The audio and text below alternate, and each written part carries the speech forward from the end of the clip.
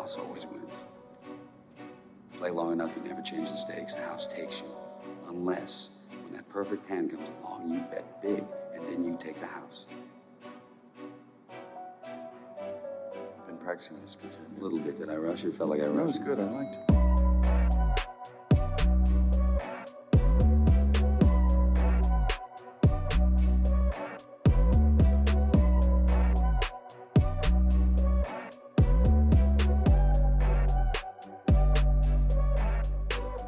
What's up, everybody, and welcome back to the Big Easy Bets podcast. I'm your host, Logan, and with me in the studio, Nick VonBrick. Fire! On the ones and twos, Justin the Russian Concussion Mascaro. Hello. And coming off of his second consecutive, or is it third consecutive, positive week all across the board. Number two? Number two. How are you feeling? Good. Better. All right. Episode 126, college football week 5, NFL week 4. We're going to go through the recap, give you our best and worst. Top 3 is NFL uniforms all time. That'll be at the end of the episode. First things first, stop what you're doing right now. If you're listening to the podcast on Spotify or Apple Podcasts, head on over to YouTube. Go subscribe, Big Easy Bets TV. We appreciate everybody who already has. If you haven't yet, go ahead. If we helped you win a bet and you want to repay us, just go subscribe to the YouTube channel.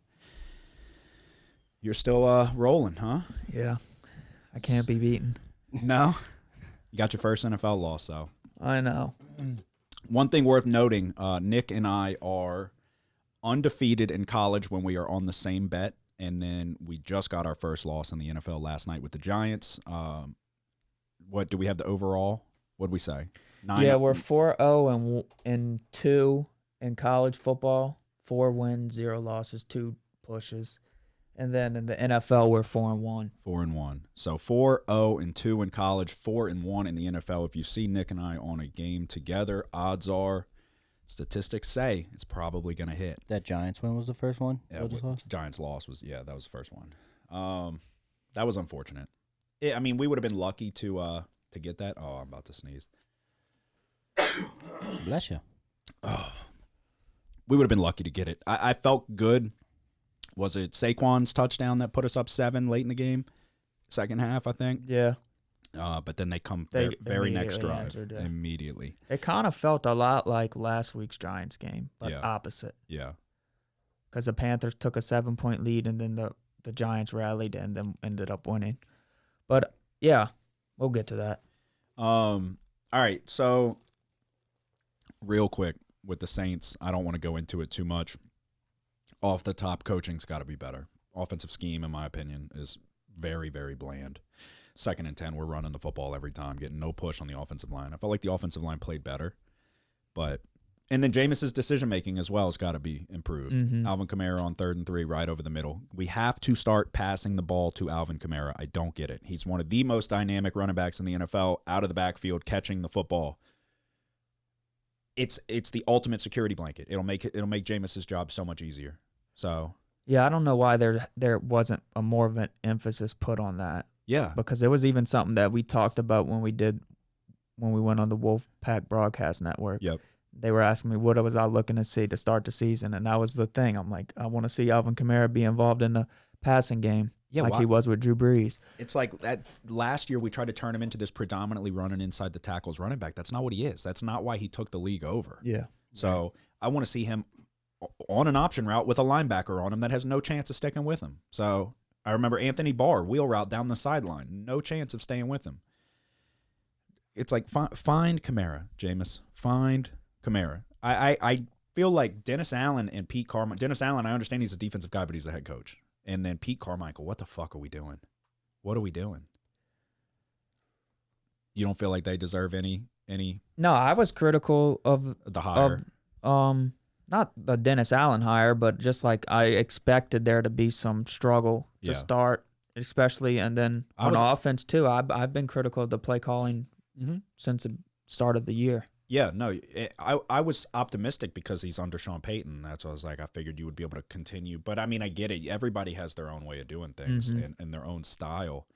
Sean Payton's scripted plays were money. Yeah. Nearly every time. So it's like even our scripted plays are dog shit. That should be where you're like, once 2 drives are in the books, then it's like, okay, now we got to like see what they're doing, counter, this and that. But your scripted plays you're supposed to have success on, and we are not. So Olave, the Tide with Drake London betting favorite to win the Rookie of the Year. That should have been a slam dunk. Now? Yes. Or prior? 5-1. I think it was 15-1 when the season started. Okay. We talked about it.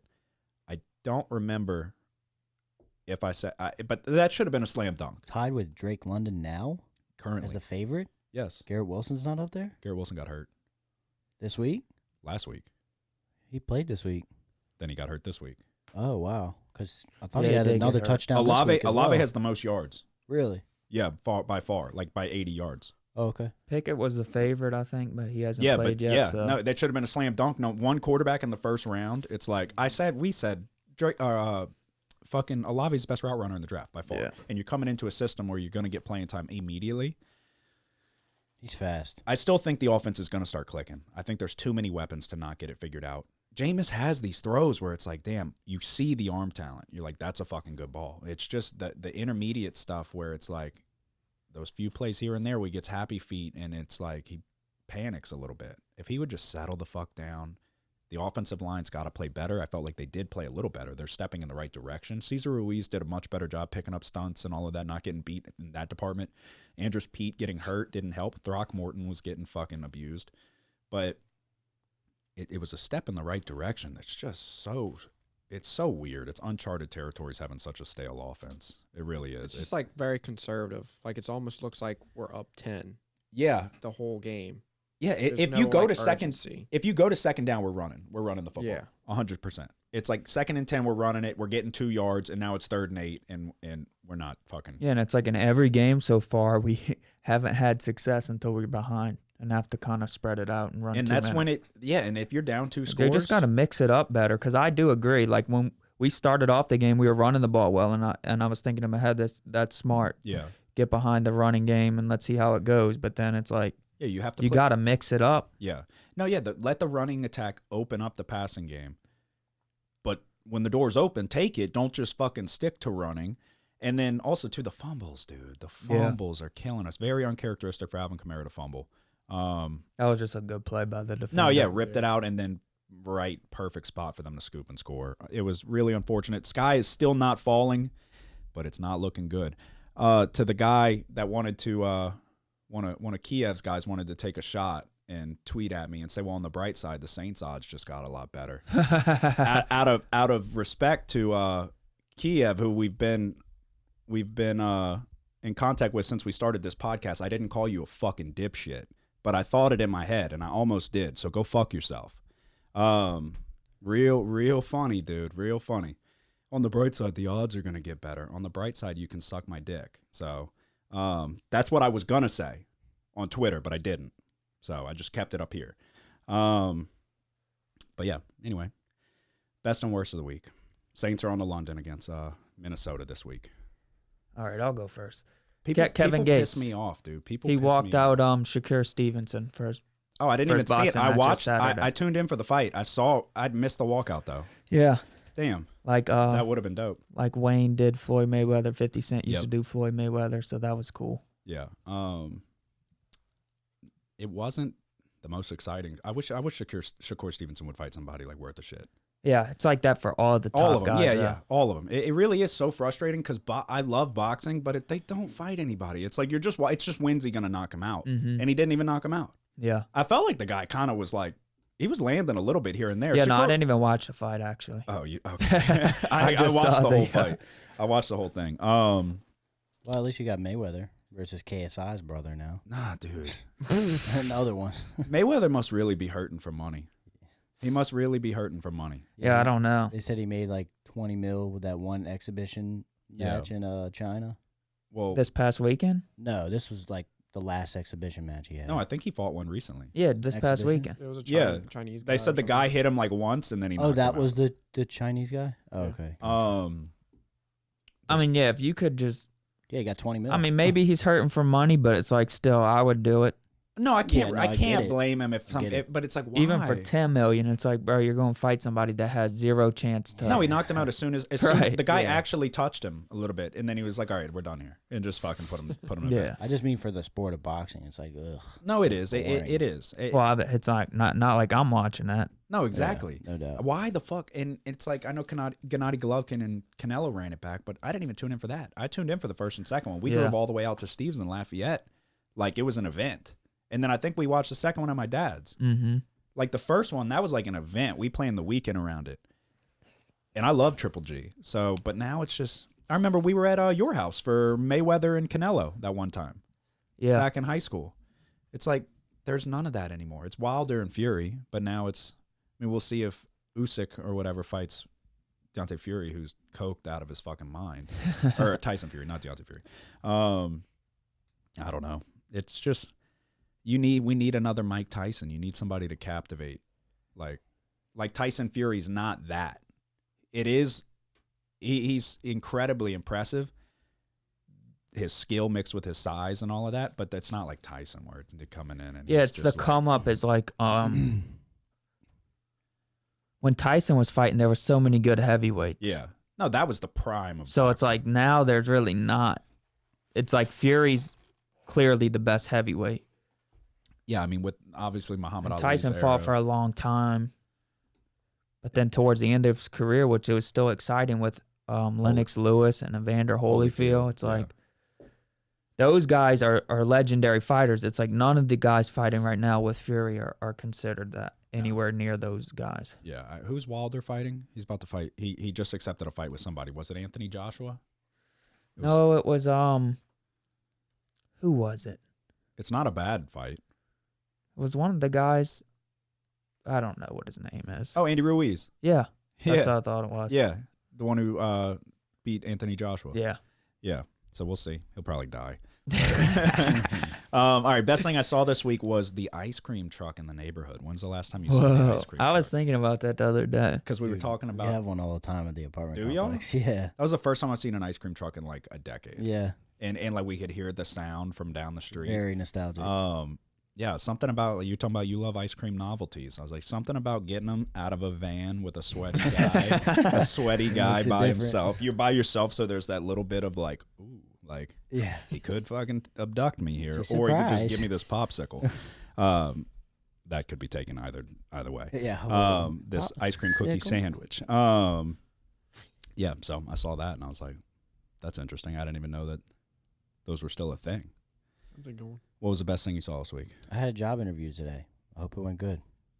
Where? I think I did good, Yeah, where at? but I think there's a lot of people. You're leaving the applying pool for it. company?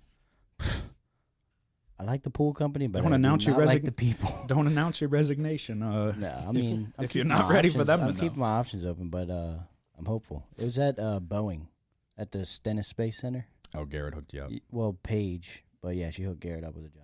What are you gonna do there? Associate Quality Inspector. Oh, all right. I Playing another partially space don't shuttle. even know. Fucking Partially don't explosion. even know what it means, but we'll see what the salary is and if it's You're right next to the slipper. If it's worthwhile. You'll be eating lunch with the nerds. So not that one. That's the one Garrett works at. I'd be at the one in New Orleans. You don't even get to work with Garrett. What the hell? All right, But Justin. What was opportunity. the best thing you saw this week? All the Pelicans getting together and doing their photo shoot. That was cool to see. And Zion's interview, he looks really good. He does look really good. He looks Somebody was Scary. like, he looks the fucking same. He does not. Yeah. Look No, the he's same. definitely way slimmer. But like still fucking jacked. Oh, yeah. Like he is probably in the best shape of his life. he looks So- close to like what he did at his Duke days. But I think but Maybe even yeah, shredded yeah, more. trim. Yeah. He's probably his body fat percentage is probably like the best it's ever been. He said this is the best he's ever felt. Is right. Yeah, now. so I'm saying he's jumping higher. It's He like said okay, that? Jesus Christ. Oh, nice. Yeah, I like that one. I'm so excited. I think that it's just going to be fun to follow. We're like the Dolphins in the NFL. Like we're like one of those teams that aren't going to win, but it's exciting and they're doing well and it's fun to get behind. Like that's going to be us this year. It doesn't mean we can't win. We have the pieces in place. It's a little different basketball compared to football, but we're that young, like up and coming team. Yeah, That's it matters that's what the everyone best else time. has. Yeah, that's I the mean, look best at us time. last year without Zion. Mm-hmm. I mean, They we have the, started like shit. What were we, 1-13 Oh no, or people something? forgot. Yeah. People But forgot we how ended fucking the good season he great. was. C.J. McCollum came in and played Yeah. amazing. They so. finessed you though. You got fucked with when you bought the tickets. Worst and, investment I ever made. like if season if you would have tickets. had those going into this year, that'd be. And they always call me, "You want tickets?" I'm like, Not this year. All right, what was the worst thing you saw this week? Oh, the LSU Tennessee game, which is not this weekend but scheduled for next week, and they put an 11 o'clock spot. That was actually mine too. Yeah, no, that was fucking. That's so That's dumb. a shit thing to do. I mean, they're trying to save Tennessee here Yeah, because it's yeah. hard to play in Tiger Stadium, but it's like so hard, nighttime. much harder to play in Tiger Stadium at night. Oh, wow. Was it scheduled previously at night? No, they No. just it was probably It was TBD. undetermined Oh, at yeah, the time. Gotcha. Yeah. No, that's why. You could make that game day. They wouldn't. I understand. You probably make LSU at Bama game day or something like That that. definitely will be. But why would you not make it a night game? I Yeah, don't it's get it. annoying. It's like they want Tennessee. That's the only thing I can think of. Yeah. I mean, yeah, they're saying Hendon Hooker's a underlying like dark horse Heisman candidate and they're having a good year. They can't take it from Baton Rouge, so they got to make it in the morning. Everybody will still be drunk. We'll And- see. And now they'll just be drunk I and think we'll mad. find out a lot this weekend because I just look forward to the offense kind of starting better. Yep. That line jumped. We'll get into all of that. But Yeah. It was like 6.5. I think that was the lowest I saw it. I could be wrong. It might have been 7.5. It's up to 9 now. Yep. All right. What was the worst thing you saw this week? It wasn't this weekend, but I just saw the video. Uh-huh. That Texas Tech football player, Bryce Ramirez, snapping his leg. Oh, I saw that Oh my too. Oh, it was God. so bad. That was one Did of you the see that? worst breaks I've ever seen. It was in the No, game. no, the week before. So this was the week Okay, prior. the no, week I didn't see before. it then.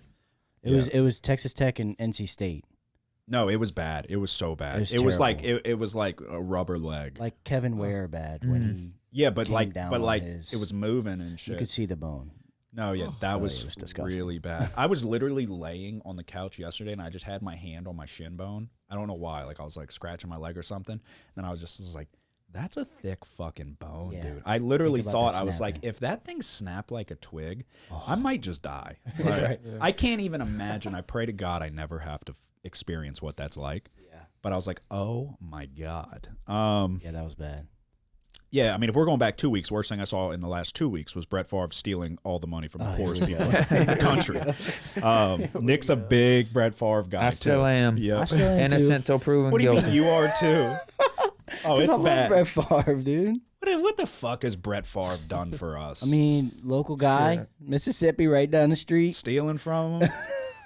You're telling me that Kill Brett Favre Mississippi's couldn't finest. raise a goddamn $5 million No, we in a talked about this. fundraiser? Yeah, he definitely could have. I don't know what's going on with that. I don't know the truth. I don't know nothing about it. I It's still just like when you Brett come Favre. from Mississippi, you do shit crooked. That's the only way you know. But it's like And it's it's like accepted. rob It's cool. somewhere else.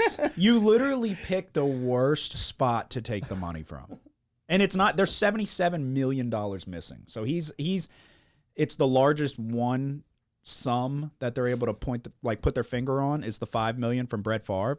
But it's like let's not disregard the 72 other $1 million that just went to whoever the fuck knows. Yeah. Brett Favre's going to prison. Who's reporting this? Who busted this case? I Do think. we- Well, so it was do we know it this was is the true? previous governor of Mississippi that he was doing it with, and so I guess the new governor came in and they're like, we should figure out where this $77 million is before they start thinking it was us. what do we know about the new governor? That he Not a Brett Favre fan. Yeah. Yeah. No, I sent that picture. Of Burt Reynolds in The Longest Yard. That's going to be Brett Favre coaching the team in prison. That would be Henry sick. Ruggs will be Megan. Yeah. Dude, that's, oh, man.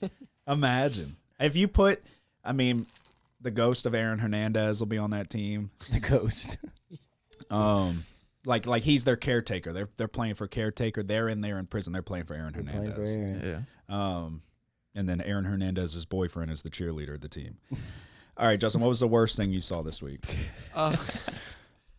So every week at work we do like a pick'em thing for the NFL, and it's $10, and the pot gets up pretty big, like gets up to around 600 every week.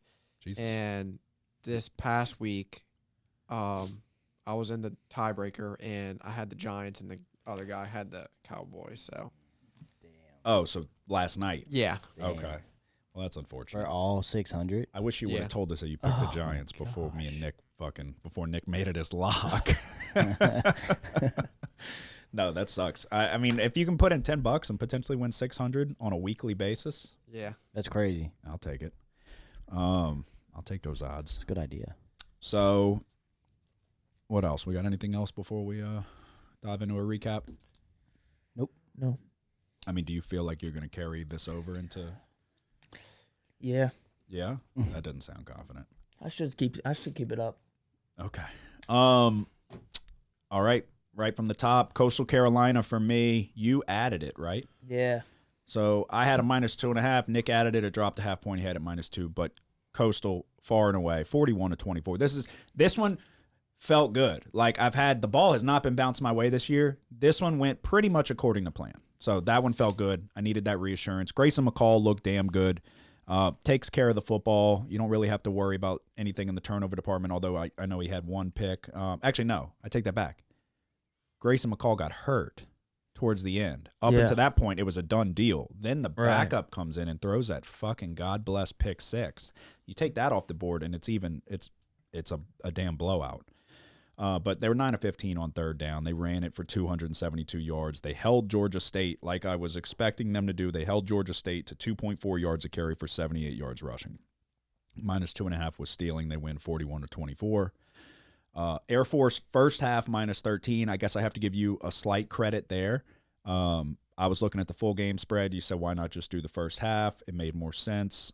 Rolled with it. It hit. It was a little dicey there for a second. Yeah, you would have won either one. Though. No, yeah, they covered the full game spread, but it was a little dicey there. I can't remember the full scenario, but we needed a late touchdown put us over the number with 47 seconds left in the go in the first half. So, but Air Force, I mean, Nevada's just bad. It shouldn't have even been that close. Nevada was lucky to get a touchdown on the board.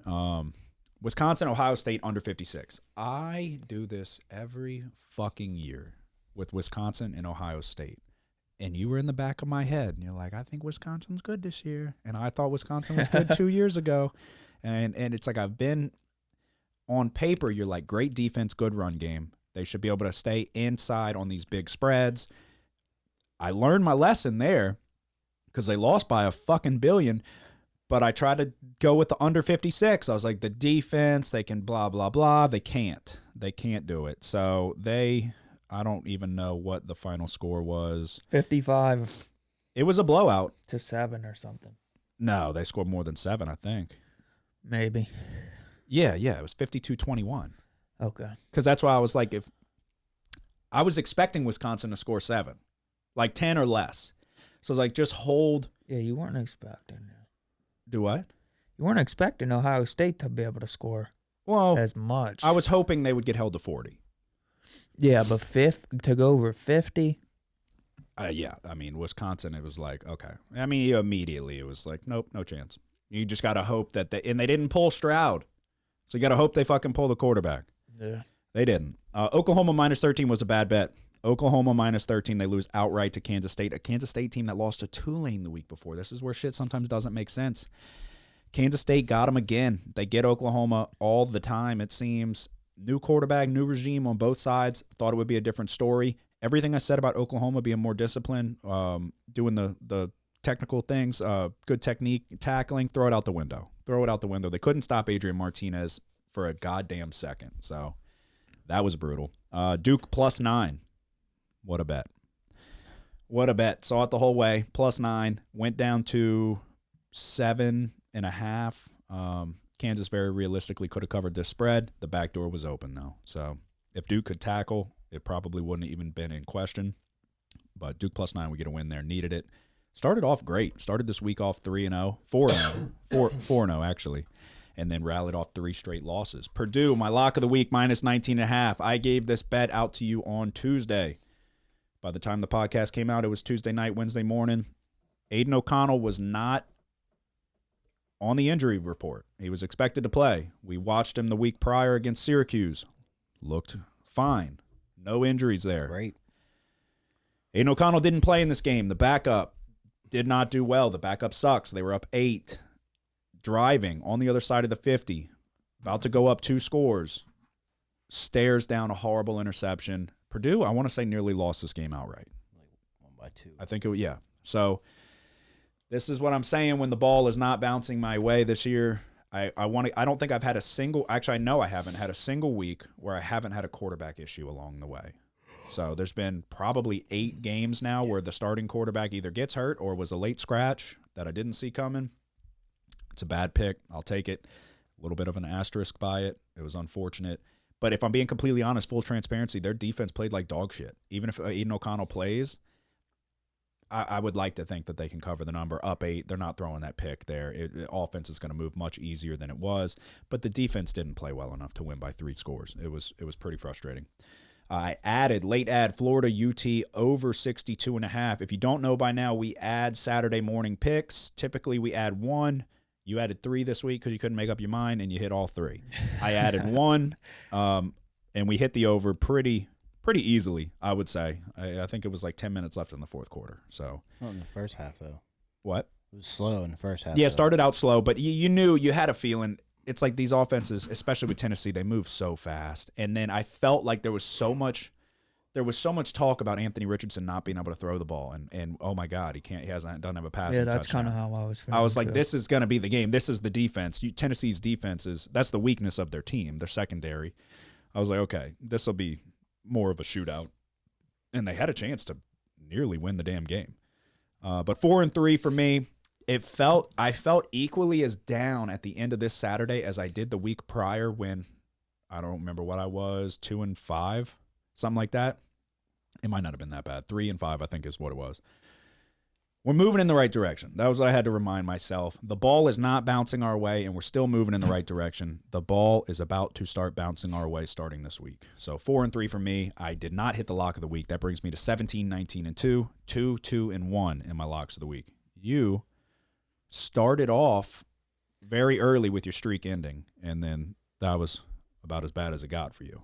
Yeah, I hit Coastal, continued the streak, and then I got to Saturday. It got up to 15. Yeah. The win streak was 13 going into this previous episode, and then it ended at 15, and then quickly got back on track. SMU first half plus 1/2 of a point. SMU's defense is not very good, and we'll get to that later, a little get-back spot. And what am I talking about? I'm talking about getting back some money. Texas at Texas Tech under 60. There was like 71 in this game or something like that. It did go to let's overtime. talk about that game. Yeah, we're going to get there. The ball bouncing your way is like remarkable. I was literally in my head, I'm like, oh, fuck. Because I'm pulling for the streak to extend, even though with SMU it had already... I mean, if you do good, it does well for the podcast. Would I rather myself do better? Sure. If I had to pick somebody to do the best in this room, I'm picking myself 10 out of 10 times. But I'm watching the game, and I'm like, unfucking believable. They kicked the field goal, tie ball game, and I know I'm taking you recap, but in my head, I'm like, there's only one fucking shot, one thing that can happen. Yeah, but we got to go before that. All right. Because we'll just jump to Texas team total under 34.5 and Texas Tech plus 7. Texas had 24 points scored at halftime, so it wasn't really looking good. Texas Tech's defense was playing well, but they were giving up a lot of chunk plays, which resulted in a couple of touchdowns. Anyway, we make it through the entire half, only allowing Texas to score a touchdown. And it's Texas Tech ends up kicking the would-be game-winning field goal with 20 seconds left. Yep. Well, Texas gets the ball. They're down 34-31. Texas has the ball. The first play, the guy's forward progress is stopped in bounds. Yeah. And they stop the clock. If the clock starts running there, I think they have no chance to get into into field goal range. They kicked the that field was goal a with 2 mistake seconds. by the referee. Yeah. And then so the game ended up going to overtime after that, and Texas got the ball first, so we had like no shot at hitting the team total under. Got to be a turnover. And then Bijan Robinson fumbles the ball. It was the greatest thing. It was a great recovery, too, by Texas Tech. Yeah. Yeah, very uncharacteristic. One of the best, if not the best, running backs in the nation. First drive in overtime. Puts the ball on the ground. I wasn't even thinking about fumble. I'm like, maybe we can get an interception somehow. I wasn't even thinking about fumble. I was thinking fumble. I was like, you got to get lucky and have somebody knock it out. And then it fucking balls on the ground. I'm like, unbelievable.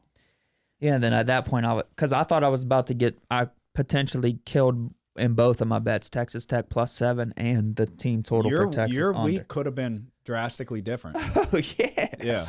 I mean, you still would have went positive, I think, right? Yeah, but I've also had my fair share of bad luck in week 1. Yeah. Yeah. But it's starting to turn around. Yeah, well, hopefully mine's turning around too. Washington State +6.5. You and Joseph were both on this. This was kind of the same situation. A game we felt like we should have won easily, and then we ended up being. Well, they should have won outright. Yeah. And then we ended up being in a bad position, down 10 with like a minute left, and Washington State had the ball, so there's a chance to That Hail Mary. to get the touchdown at the end. Well, the clock ends up going out. I have no idea how much time's left, and then Washington State throws the ball up, and it's like bobbled by the receiver as he's falling to the ground, and he's like down at the 1-inch line. Yeah, it came down to one play. Yeah, and then One there was try. 5 seconds left Yeah. in the game, and they handed off the running back, got in the end zone to cover. Yep. One try. You get in, you win. You don't, you lose. Minnesota -2.5, easiest bet. That was a good call. Arkansas +2.5. Arkansas would have won this game outright if it wasn't for that KJ Jefferson fumble at the goal line. Yeah, Josh is out here laughing at some of Bam's jokes. So let's talk about the doink, huh? And then ULM, that was the lock. Josh definitely caught a stray there, but he's like, "Oh, I was laughing at how desperate Bam is." You just said "ha ha," Josh. You think did it have a "ha ha"? I'm laughing at Bam button. Bam's out here talking about Saquon Barkley on my fantasy team tearing his ACL, and Josh says "ha ha." I said, "Oh, that's funny." Oh, that's funny. That's funny, huh, Josh? So you still thinking about that Arkansas field goal, I guess. That field goal was insane. I've never seen a ball hit the top of the I've never seen a top of the post doink ever. Yeah, that was wild. But the big turning point, Arkansas was going to be in control of this game for the whole thing if it weren't for that fumble at the goal line. Yeah. All right. Joseph, you went 2-1 in college. You've been going with the more conservative approach the last 2 weeks, and it's been paying off for you. You started with Syracuse -10. They were covering this number at one point. Virginia's defense is better than I thought. Yeah, They have a pretty stout defense. They were definitely covering the number at one point there, but In the first half, they were. It was 16-0, and then was it that? Were they up that much? Yeah, at 16-0, and then damn. in the third quarter alone, I think Virginia scored 13 unanswered. Ugh. And yeah, their defense is pretty good. Washington State +6.5. Nick touched on it. You didn't even know. I texted because you were somewhere with no service, and that's why I was like, you just got so lucky, and you have no idea. And then eventually you get your service back. You're like, what happened? I watched it back. It was awesome. And then Wake Forest +7.5 was a good call. That's a game that I have questions about this next week. It's a game they this week. should have won, really. Yeah. Wake Forest had a chance to win it there late. Yeah. Sam Hartman's really good. And that last touchdown he threw, that back shoulder to the tight end over the middle, was a perfect beautiful, beautiful ball. Really good ball. I like Hartman a lot. So that was your lock of the week. You hit your last 2 locks. That brings you to, we'll go over the records after. But 2-1, another positive week. Justin, you went 1-2, another also conservative approach with the 3 plays. What are your takeaways? Let's address the elephant in the room. Yeah, my locks is they need some work. All right. I'm so interested. If I say it's a lock, it's not a lock. So don't. Nope. don't We're take not. my Nope. locks. Nope. I knew that was coming. I was prepared for that. There's no fade and picks. I'm interesed to hear what I'm your about to lock start is. fading. I'm very interested. No. It doesn't mean you can't fade I'm him. about to start But fading we him. can't. There's no like going out and saying fade. I hate those Twitter fade my picks accounts because it's like if you get the pick right, you tell people fade my pick, and then when you get the pick wrong, it's like, told you. Fade my picks, but then when you get it right, you're like, oh well, maybe I'm a good gambler. No, Like, I'm not saying to no, fade I my know, picks. but I yeah, do know what you're talking about. Though. you need to Pick better. Yes, I need to run by that church. That's funny as fuck too, because I thought that in my head. I was like, Justin's gonna need to go on a jog with Nick, because whatever you did at that church is working. I told y'all didn't want to believe me. But I was You think literally. I'm making all this special stuff happen? You think I made a Bijan Robinson fumble? This is the work That's of God. God's work, my It's brothers. You JC. need to find something that's like your own, like good juju that you do every week. It's gonna help your locks, like Nick does. Yeah, like what running could be by the your church. thing? Because I mean, we're 5 weeks in, and you're 0-5 in locks. Maybe it's I the mean, this is bucket the hat. this is the worst it's ever been. Yeah, but the people listening don't give a fuck. Here's what you need to do. I've been eating these Papa Bowls from Papa John's. Pretty damn good. Yeah, telling him that's but what what he works needs for to you eat? might not work for him. Well, just try it. Okay. I doubt he's gonna go. Maybe a We'll get papadilla will. bowls. Maybe a papadilla You're is more definitely your not. style. You're definitely not eating those. He's Yes, not- I am. Why are you eating Papa Bowls? They're fucking incredible, dude. is It's it? just pasta. No, it's everything that's on a pizza, but not the crust. No carbs. Little carbs, very little. There's got to be pasta or something No. like that. It's just cheese, sauce, and toppings. Sounds awful. Papa Bowls. Alrighty. Sounds like heartburn. I could teach you how to make them. You just gotta text me. But yeah, there's a lot riding on your lock this week, Yeah. Justin. And I feel confident about my lock this I'm gonna week. tell you if it's a shit pick though. Y'all tell me all the time whenever y'all don't like my picks. That is true. But the quarterback, there better be a lock solid quarterback situation in this lock. Yeah, All right. he's So playing. you had Liberty minus 29.5. Yeah, so It is what it Salter, he decided to sit out with a groin injury. So that Was that the quarterback? that's the freshman quarterback who's Oh wow. The Malik Willis guy? Yeah. Oh, well, that's why. Okay. Yeah. Well, he was kind of like a game time decision, decided to sit out with his groin, and that's what sucks about college football. You never know yeah, I the felt injuries. I got the effects of that as well. Um, Michigan State, Minnesota under 51 was a good pick. Yeah, Minnesota's a lot better than I thought. They did their job. I did not expect Michigan State to score that little. And then Auburn, they were up 14-0, and then they just, They suck. they took the They should foot have off the lost. gas. Yeah, They should have should've. lost. I got super lucky with that kick, and went to overtime. But then, Yeah, that gave you life, but it became very, very slim chance. and then Missouri dropped like a wide open. Well, they fumbled Deep into ball, the huh? fucking end zone. Yeah, There was a touchback to end the game. You remember? Yep. Going around the left side, Yeah, he reaches yeah, out and yeah. he just fucking drops it. Yeah. They fucking fumbled the game away. So all right, 4-3 for me brings me to 17, 19, and 2, 2-2-1 in my locks of the week. Asterisk by Purdue, but what can you do? 7-2 for Nick. 20, 13, and 3, 3 pushes. 4-0-1 in your locks of the week. Undefeated in your locks. Joseph went 2-1. That brings him to 7-13-1. What'd you start? 2-11. Mm-hmm. Yeah, it looks rough, but it was way worse to start. We're trending in the right direction. 7-13-1, 3-2 in his locks of the week, and then Justin went 1-2. A doable and recoverable 11-14, but 0-5 in your locks of the week. You got to start right now with a winner. So we'll hop right into this week's slate of games. Do any of y'all have the Thursday game? It's just one, huh? Well, there's 2 now, apparently. yeah. South Carolina State and South Carolina got I do moved. remember hearing If that. anybody touches that, God bless you. What is that at anyway? I don't even see a line. Utah State and BYU. Anybody taking it? No. I really want to take BYU. I do. What's the point spread? 24. But BYU is getting their wide receivers back. Puka Nacua played last week, but was eased back into it. Mm-hmm. This could be breakout Puka Nacua game. I Yeah. really want to do it. A first half might be in the cards. I could definitely see them being up 2 touchdowns plus after the first half. You're not on it? No. Nobody's on it. No. I really want to do it. I really do. It might be an ad. Utah State's really bad. Yeah, I know. And BYU's been without their guys. And, I mean, they put up 38 against Wyoming, but granted 38-24. This is a good BYU team. They dropped the game against Oregon, got embarrassed. It's like, I could see them running it up here. This might be an ad. I don't have it currently, but Is Bonner still there at Utah State? no, I don't believe. Yeah, Bonner did some miraculous work last there year in a forever. bowl game or something. There for like 5, 6 Oh, he years. is still there. Jesus. He ain't lighting it up. He's completing 56% of his passes, 6 touchdowns, 8 picks. Only 750. Who'd they play in the bowl game? Utah State. Yeah, did they play? They played Oregon State.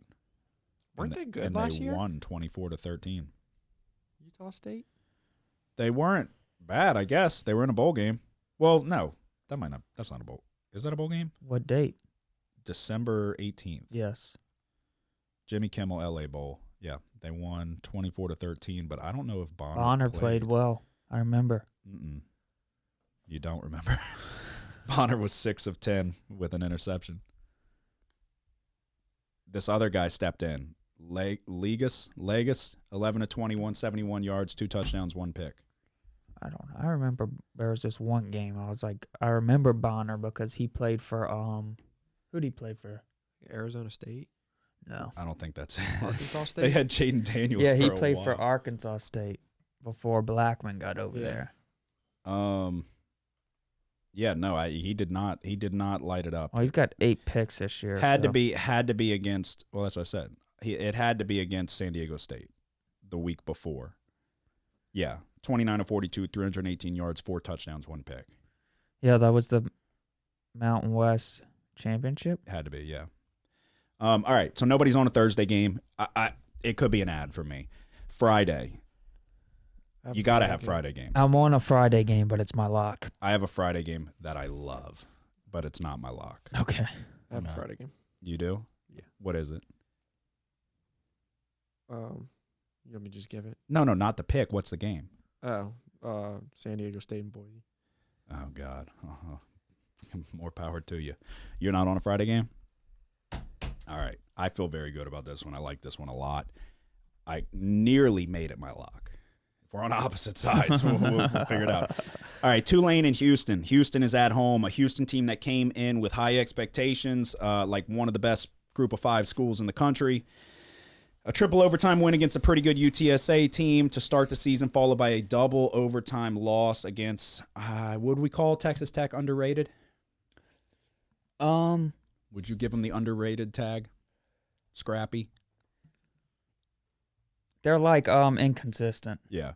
So, double overtime loss to Texas Tech. Then they drop a game to a very much underrated Kansas team, and then a Rice win. They sit at 2-2. The issue here is not the offense. They have 2 capable running backs in the backfield, both averaging nearly 5 yards per carry.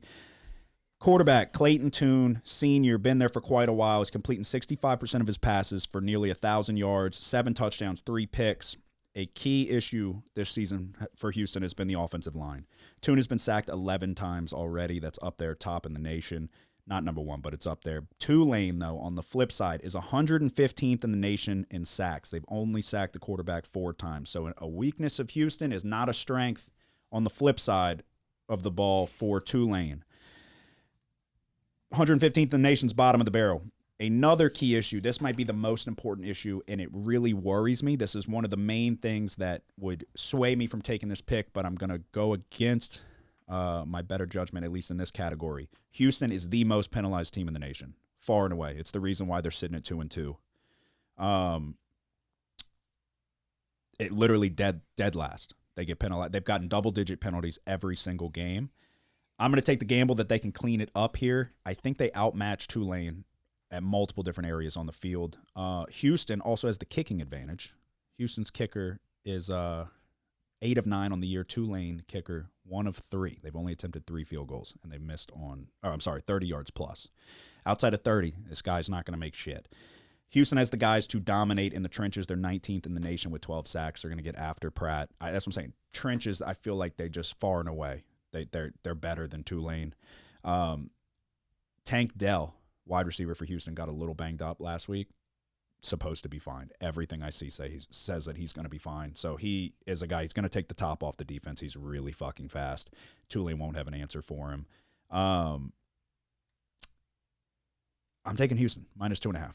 Dana Holgerson, clean it up with the fucking penalties. They have guys. Clayton Tune, what? I'm not on that. This isn't my lock No? game. No. I think I'm going to be honest. The main weakness of Houston is they're undisciplined as shit. So don't love that. But then the offensive line play, at least in pass protection, has struggled, but that's not Tulane's strength. Clayton Tune's a good quarterback, been there for quite a while. The two running backs, both averaging nearly 5 yards a carry, 2.5 points. I think Houston runs it up here. I do. This is typically a close game. Been on this game in years past. Jalen McCleskey killed me in this game a couple years ago, 2 years ago, 3 years ago, whatever it was. Give me Houston, -2.5. First game, 6 p.m. on Friday. You have one Friday game and it's your lock? Yeah. You have no Friday games? Yeah, but it's his lock, right? Your Friday game is your lock? No. Oh, okay. Go ahead. Let's hear it. San Diego State and Boise. This game broke me last year. I'm gonna add BYU. Okay. I'm gonna add BYU to full game at 24.5. I don't know how I feel 24. about that. Yeah, it's just at 24. Yeah. All right. All right. What Boise? I'm gonna take them -6. It's no secret that San Diego State has never had an offense, and they get by with their defense. The weak spot though is going to be their secondary, giving up 260 yards a game through the air. I mean, Bachmeier hasn't been spectacular this year. Is he gonna be playing? I don't fucking know. He's transferring. He's announced he's gonna transfer. I saw that Not yet though. I didn't see that. Well, if he announced he's transferring, he's probably not playing. Yeah, I don't imagine that you would play the rest of the year. Somebody. Well, I mean, LSU people do it all the time. Who? They act like they're going to transfer, and then Yeah, but you don't. Did he put his name in the portal? Yes. Tells ESPN that he's initiated the process to enter the transfer portal. He'll have 2 seasons of eligibility, I guess, because of COVID. Because he's and Interesting. he might be stopping now. Yeah, Justin, he ain't playing. He's he's saving not, eligibility. he's not at practice. That's what he's doing. He's saving eligibility Yeah. because there's only been 4 games played. Yeah. If he plays more than Damn. that, then I didn't even know that. I'm out on Boise. yeah. I'm out on Boise. But Bachmeier, that's like, pour one out, dude. Bachmeier, that was the start of this fucking was the podcast. guy. It all started with Boise You're State. on For me, Boise? at least, it all started with Boise and Bachmeier. Justin, this is the 3rd week in a row. Wait. You're on Boise? He just said he's going to take him. Well, I didn't fucking know that Oh, he was buddy, gonna you are lucky save his that's not your lock. eligibility. You can No, take it your was bet not my This away. lock. was your. No, this was not my lock. I know, but it literally said, okay, it says right here that he's not at practice as of 9 hours ago. He didn't practice today. Yeah, he's not going to play anymore for them. Yeah, no, if he's done. he's like, oh, they say that all the time. I'm leaving, but I'll play this week. Are you still taking him? I swap it with BYU. What do you mean you swap it? You had just gave I'm out not- BYU. I'm not taking Boise anymore. Respect that. What do you respect? I takes guts respect you to- taking it off. Yeah, At least. like you should have done with a couple other picks. But this is the quarrel that Justin has with starting quarterbacks this year is not to be It believed. continues. I didn't even know because I wasn't on the game, and I was a Boise guy. I had bowed out. I'm not a Boise guy anymore, unfortunately. Until they turn the ship around, I'm out of there. Well, quite frankly, Bachmeier turned to shit when Harsin left. He really did. But that's 3 weeks in a row. He entered the At least it wasn't Did the you lock. know he entered the transfer portal? I did, but I didn't know that he wasn't going to play. Yeah, that's what that to save means. eligibility. That's. I don't know. If he's entering the portal, he's not gonna fucking So play. he could still play, though? He's not. No. No, I he's mean, done with these guys. no, I mean, are you eligible to play if you enter the transfer portal? I don't think anybody has ever entered the transfer portal and then Mid-season suited and then up because played you don't the want to rest get of the hurt year, the yeah. next game when you're leaving. I don't know nothing about that. That's what I'm asking. Well, it's like if somebody requests a trade, typically like Yeah, they're not right. it's like Chauncey Gardner-Johnson. They were having fallout in the contract negotiations. He's like, I'm hurt. I'm not practicing. Mm-hmm. All right. Okay, so prior to that, what was going to be your reasoning for taking Boise? I mean, it wasn't really too much on Bachmeier. I mean, he hasn't really been playing well at all. But I mean, Helani's still there. He's not transferring. I'm going to be completely honest, and I was a big Helani guy too. He has kind of been fucking very underwhelming this year. I want to see what he's averaging yards per carry. Shit. Yeah, he's only averaging 3.6 yards per carry with 1 touchdown. because I've been waiting. There was times where I bet on Boise. I'm like, all right, feed Holani. Dude, What? these teams used to be the kings of the fucking Mountain West. Now Yes, both they're a these teams shell. are total shit. Without Ariza, San Diego State's nothing. See, he'll be at San Diego State Penitentiary with Burt Reynolds or with Brett Favre. He'll be the punter. Yeah. You could put together a goddamn penitentiary super team. Yeah. So are you still taking it then? No, I swapped it out with BYU. Well, what does that mean? There's no limited number of picks. It's I know, not but like I took Boise State out. Just say and you I'm just say you're inserting not taking BYU. it. Yeah. No, I know, but you went in, you said I'm taking BYU, and now I'm on Boise. Yeah, now you're back to he's like, I'm swapping, I'm flip-flopping. Yeah, I'm taking Boise out. But not because of BYU. No, yeah, BYU has nothing to do with it. It's the fact that Bachmeier isn't going to play. It's a bad look. You got you and these starting quarterbacks. They're killing you.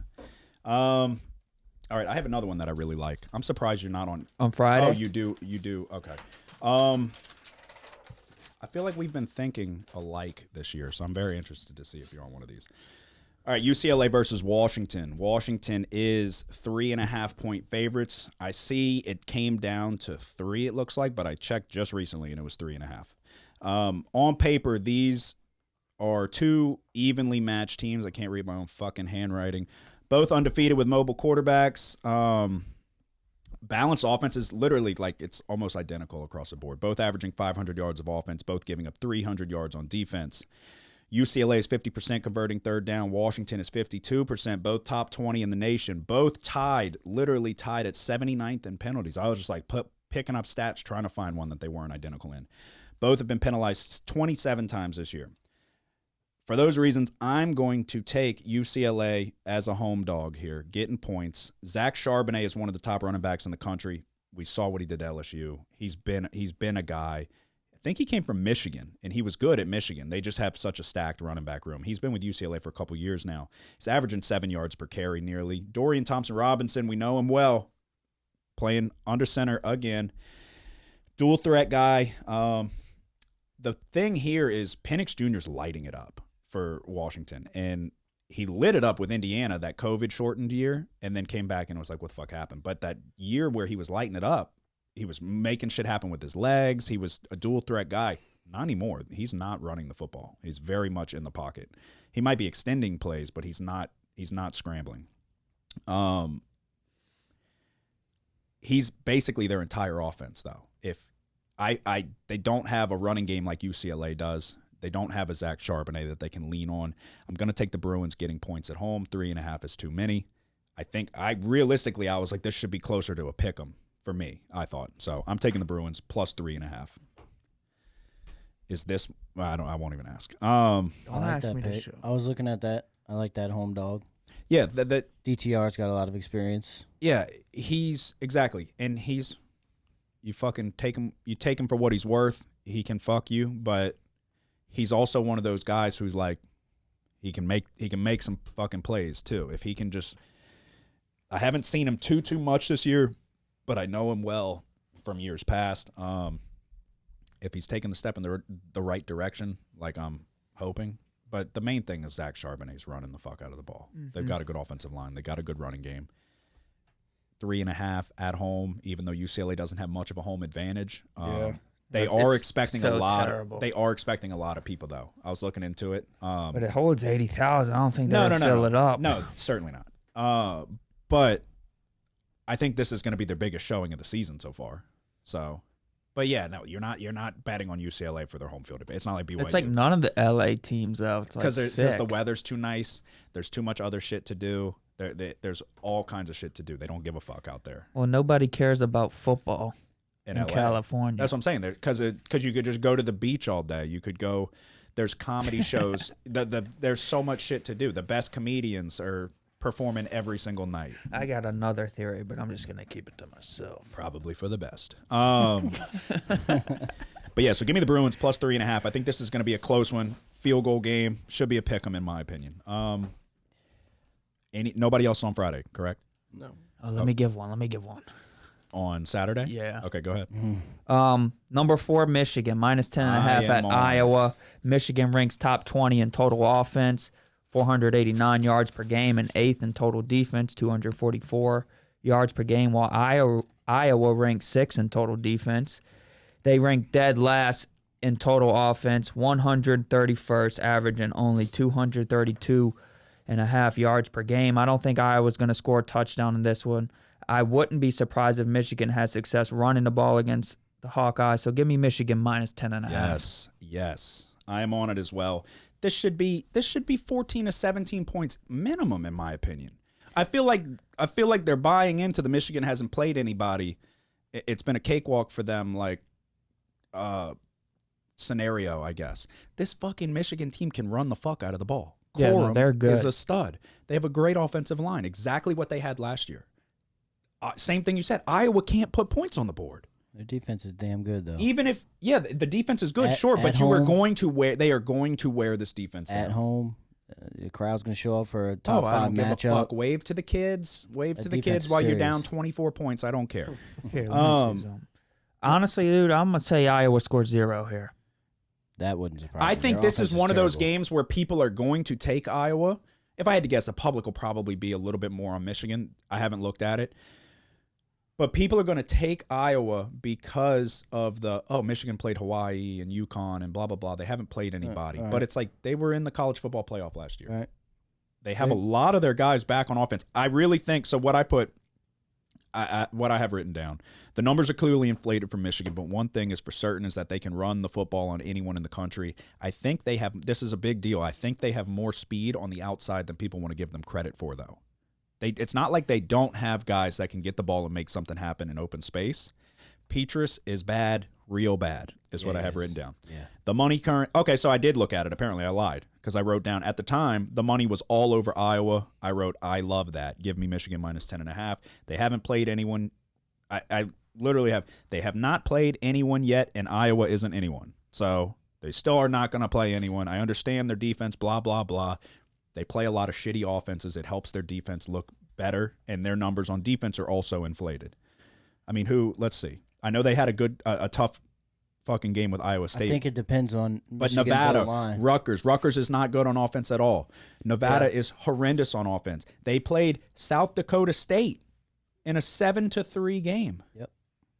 That's Michigan's strength is their offensive line. This should be a fucking slam dunk But for that's Michigan. This was Iowa's almost my strength, lock, too. too. This is why I was saying the more I dove into it, I was like, I really, really, really like the board. So, could be a bad sign, but we gave you the stat. We're undefeated in college and only 1 loss overall in the year when me and Nick are on the same bet. This feels like a slam dunk for me. So, Michigan minus 10.5. I am on it as well. Alrighty. Give me your first one on Saturday. How many total do you have before your lock? 3. Oh, before my lock, 2. Okay, going I got 3 total. again, huh? Yep. I'll tell you, I didn't really like the board this week. A lot of them were just, I don't know, too close for comfort, I guess. Yeah. My first game Saturday is going back to Washington State, minus 4.5 over Cal.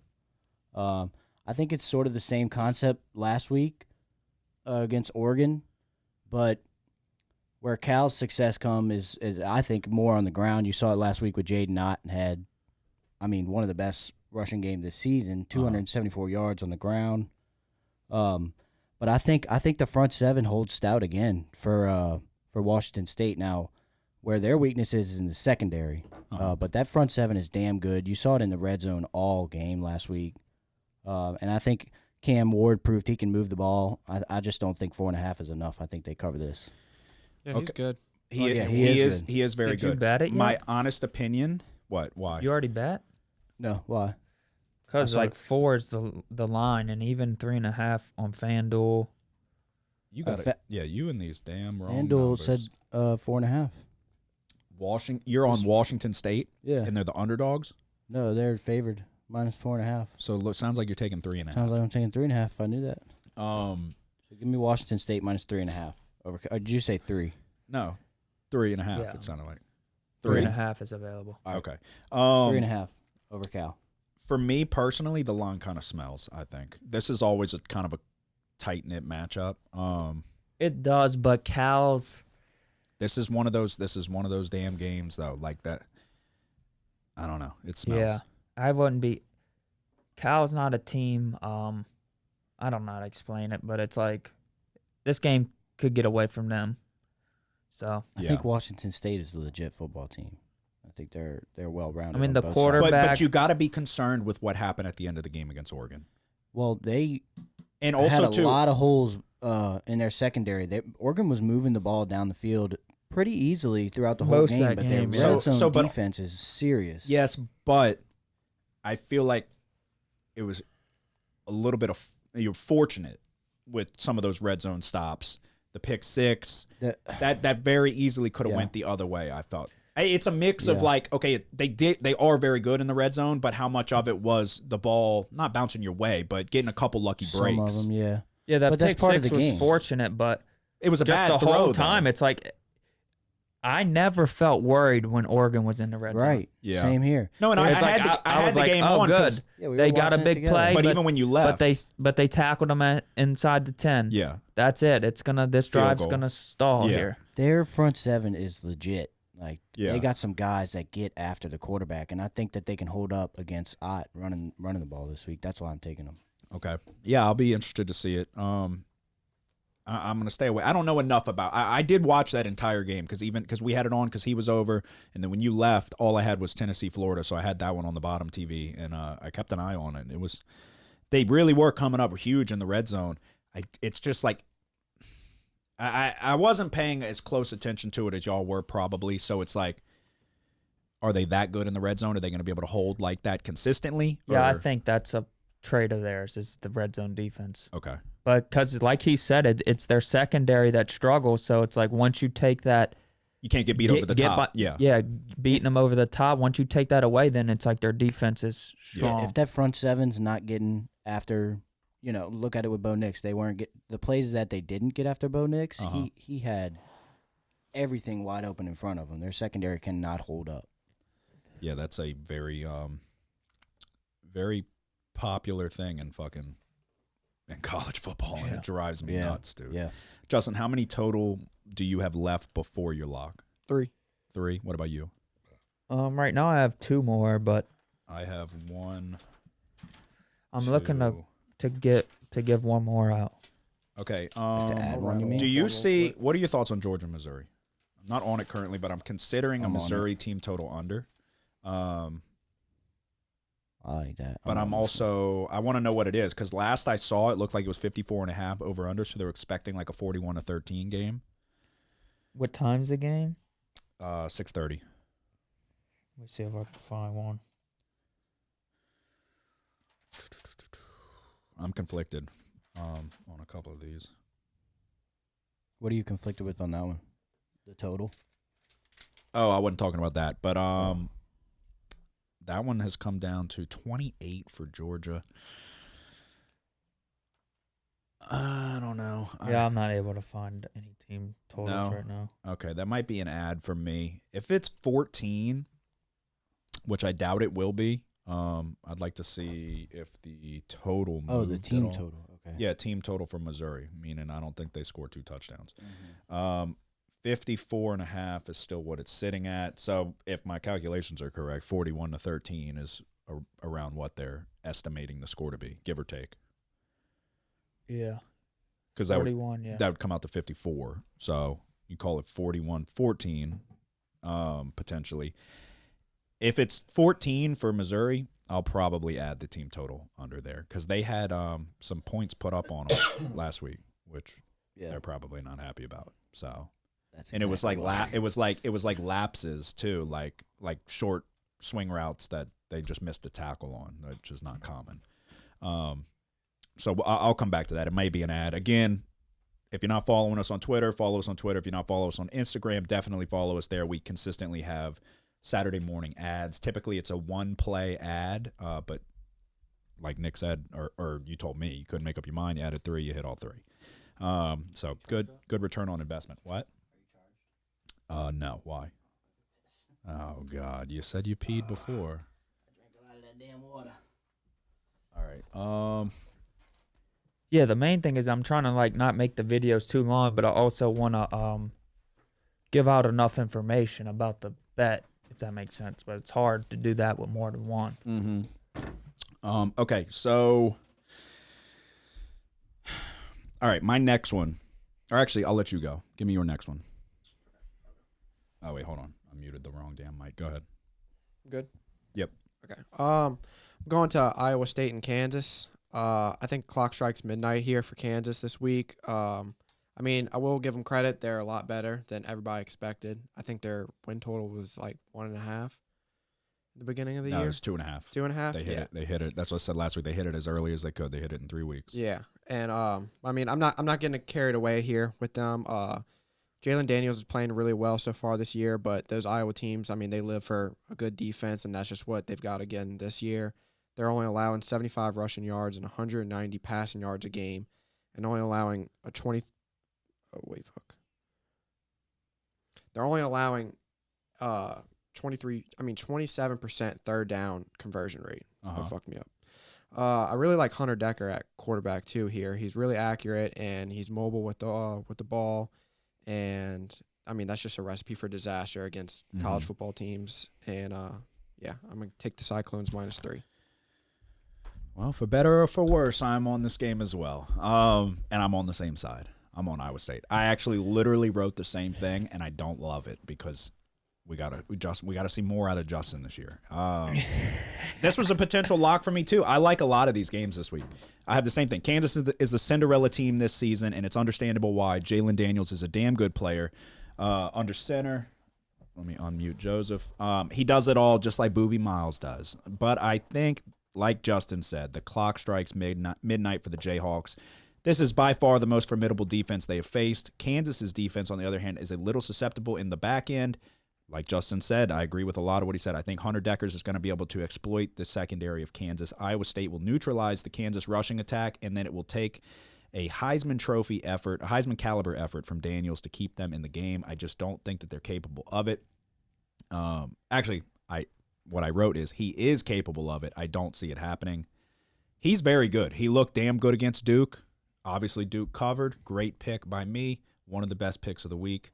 But he's just going to have to wear the Superman cape and do it all himself. I think this is just a little bit better of a team that they faced this year. Not that they don't have quality wins. I'm taking Iowa State -3.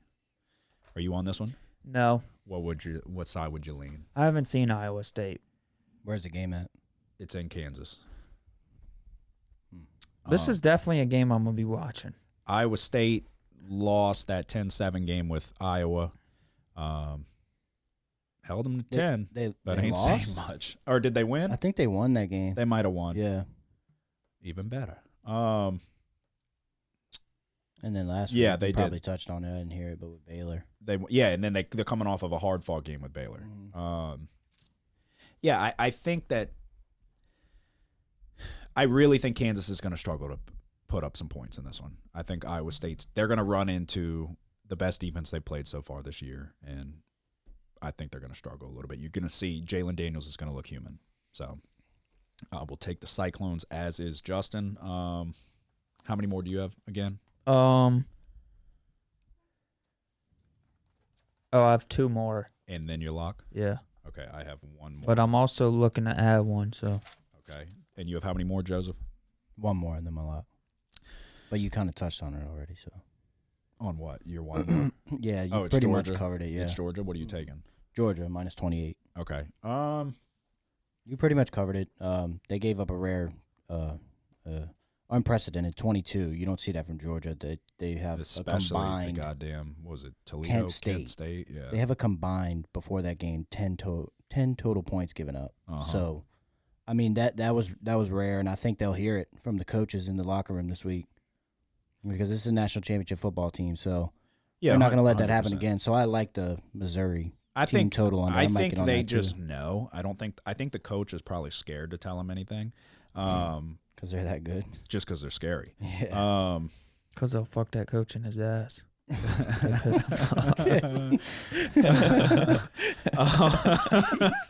I mean, they would.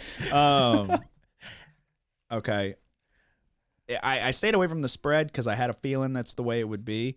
97% of the money is on Georgia, but sometimes the public's right. So they should, on paper, they could beat them by 100 if they wanted to. All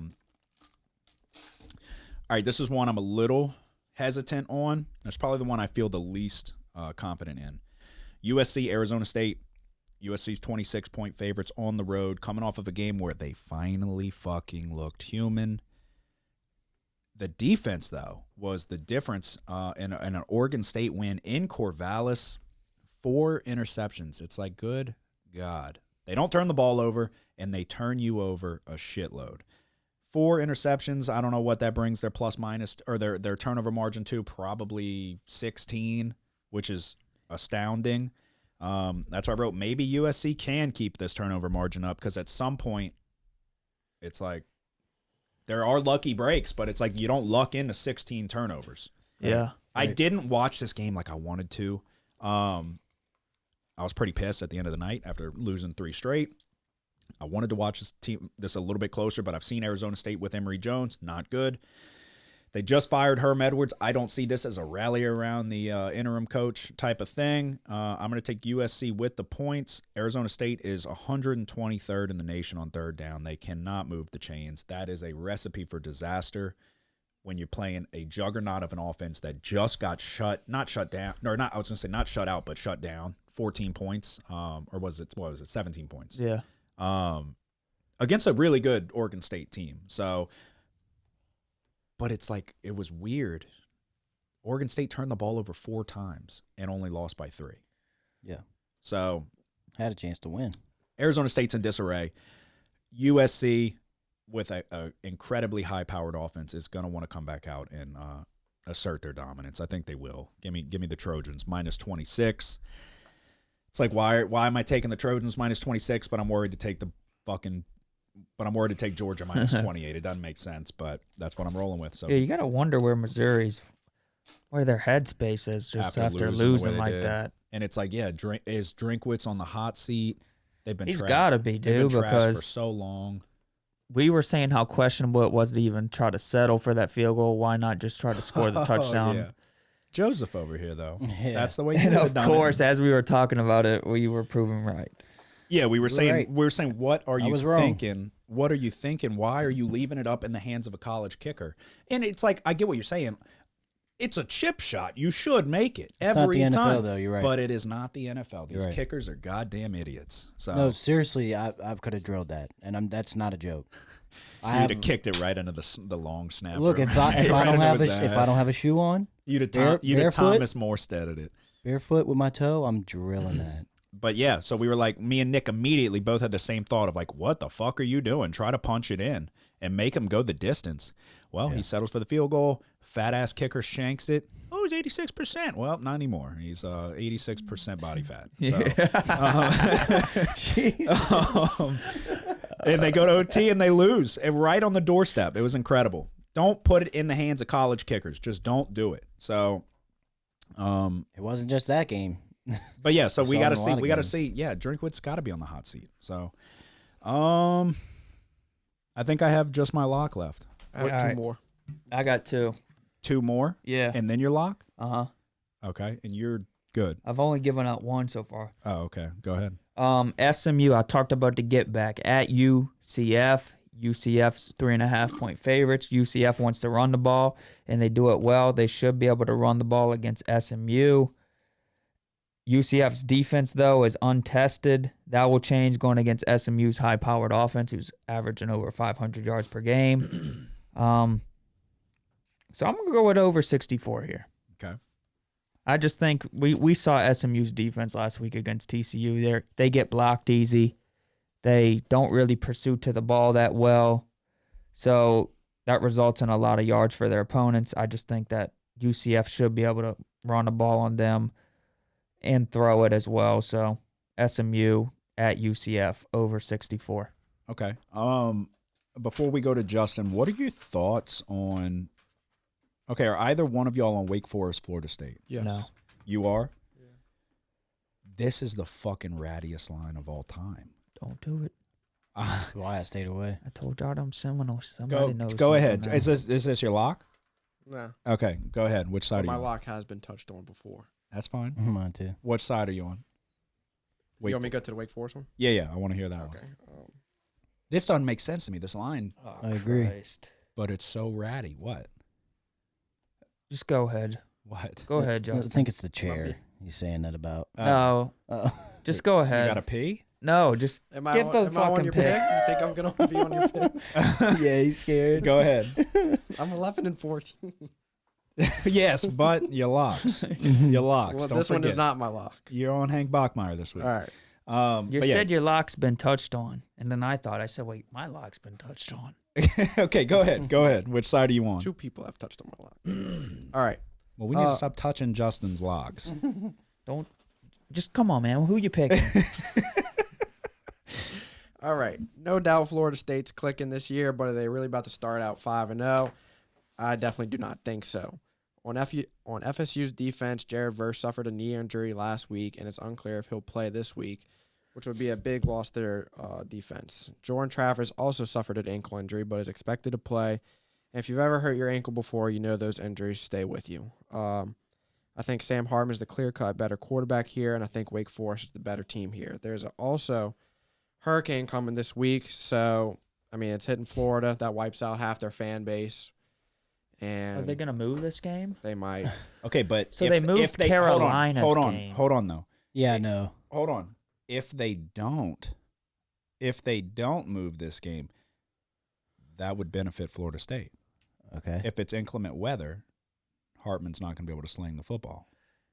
Yeah, but I mean, if it's a hurricane, they're going to move it. But But the hurricane's hitting soon. now. Yeah, so it'll be Come Saturday, sloppy it should be conditions.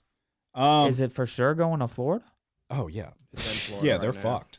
Yeah, see you later, Florida. Tampa's This going to Miami, I think.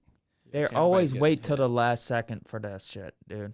okay, I thought so. So just so you know, Jordan Travis played last week. Yeah. Yeah, I know. It was like at the end. No. He hurt his leg Yeah, on he our played- game. Right. He hurt his played game. the whole game. He last hurt week. he hurt his game early week. 2 weeks ago. Your lock, I was also on it He against played. Louisville. Last week. Yeah, he got hurt that game, but they said it checked out. He was fine. He came back and played last week and played pretty well. Yep. This line, I've been on the wrong side of one of these already. This line screams take Florida State. Yeah. Yeah. Because no. This line screams take Wake Forest, but for that reason, you take Florida State. Exactly. Because of the Clemson game? No. Yeah. Well, Yeah. yeah, it gets a letdown spot, sure, but just the fact they shouldn't be 7-point favorites, but the Right. fact that they are, Yes. you got to take Florida State. I agree. It's big brain thinking. It's against the grain. Everyone right now, because it was my first thought, I was like, what? 7? Right. I thought it was going to be like 3.5, 4.5. Exactly. Right. So the fact that it is 7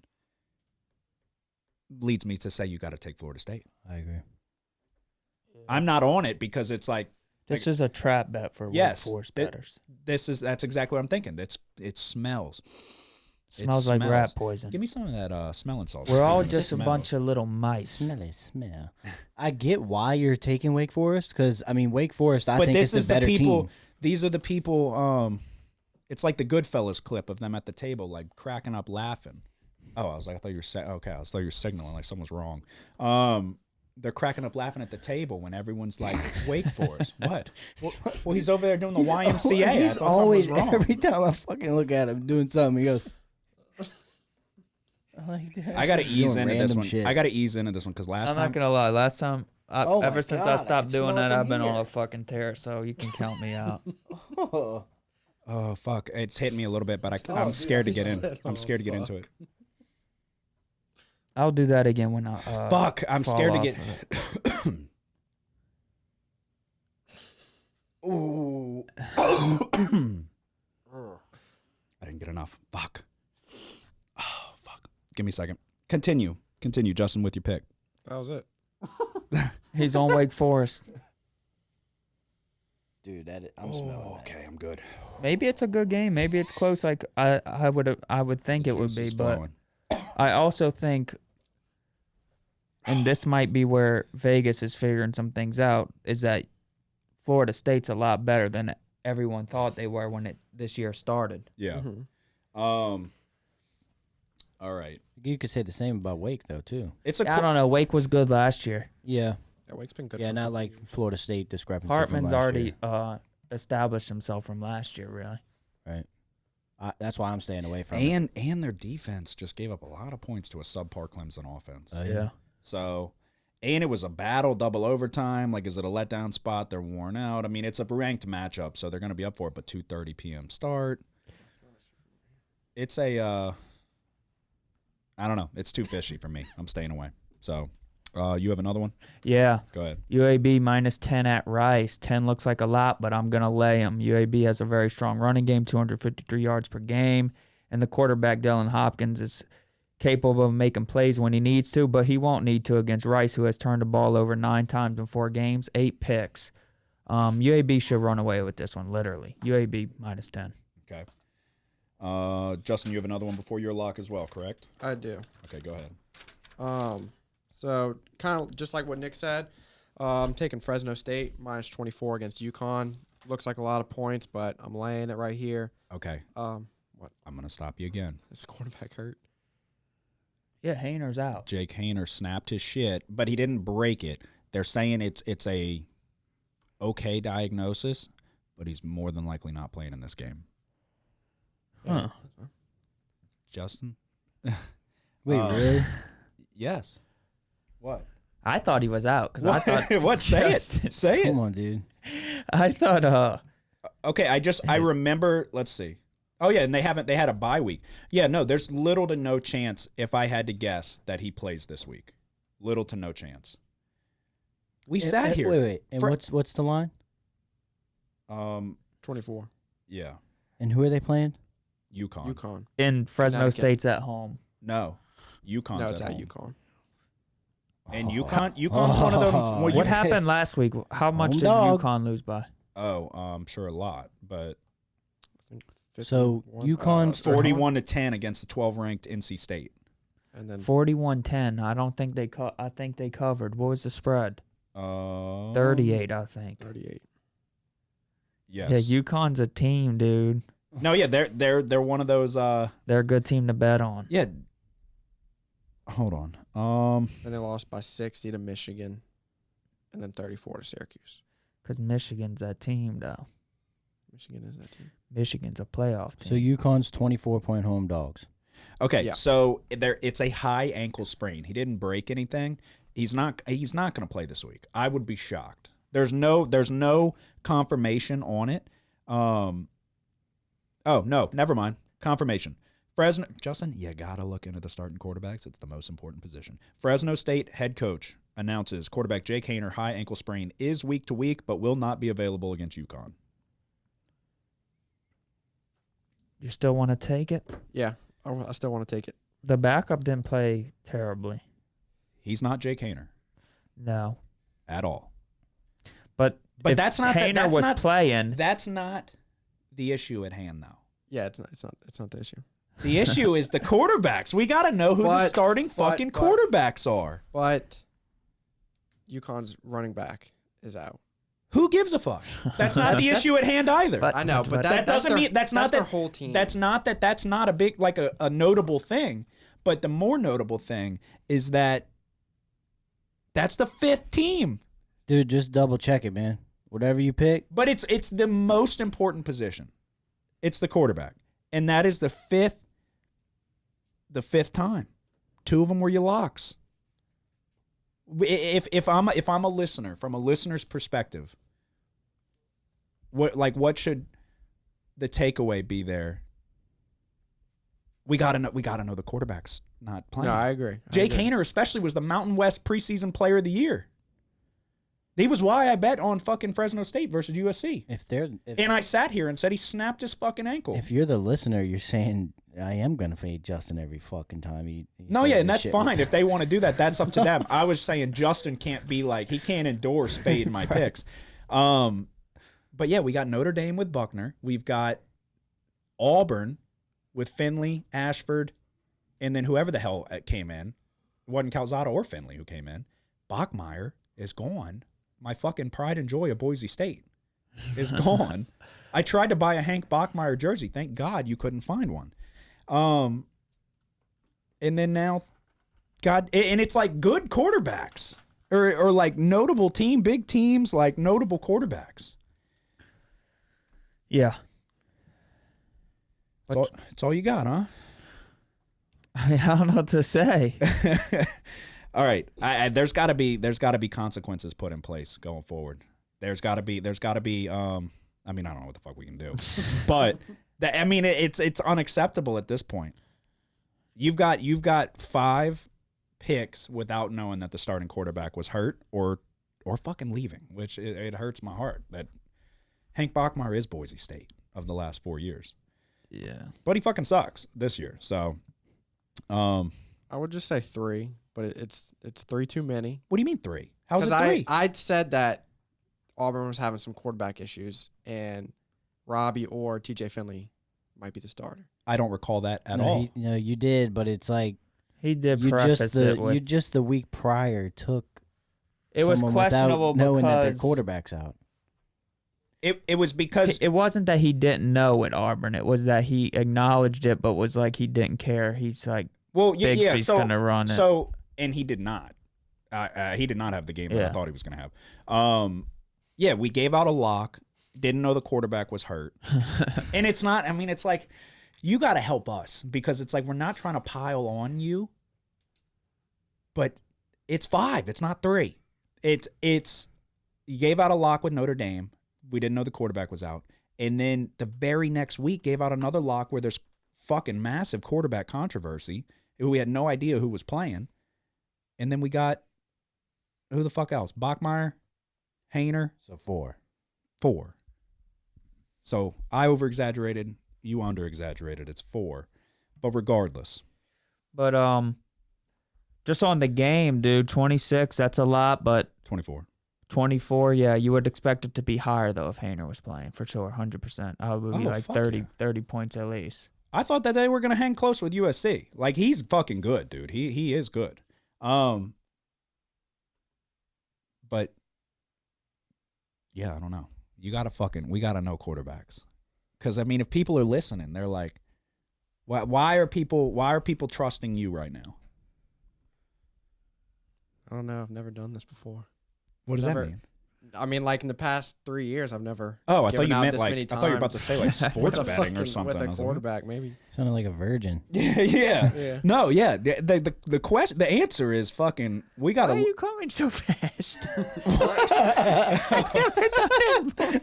Yeah, exactly what I was thinking. I didn't go to that extent, but that's what I was thinking. We got to know who the fucking starting quarterback is. And at this point, we're 3 weeks deep into like we're going through the same thing. If anybody should be saying it, it should be me, Justin. There's I've got never to done this. this before, has got to be the line in the sand. No more. It's like you don't. Yeah, look, just You don't get every better time you bet without on a adversity. Team, just check on the Yeah, quarterback. that's what I said. Just look when you put those teams down. Check both fucking quarterbacks before you bet it. Well, because that's a fucking huge deal too. Oh yeah. I mean, the fact that the line's still 24 without Hainer goes to show you how fucking bad Yeah. UConn is. But still, I don't know. I didn't like the fucking backup. That's for sure.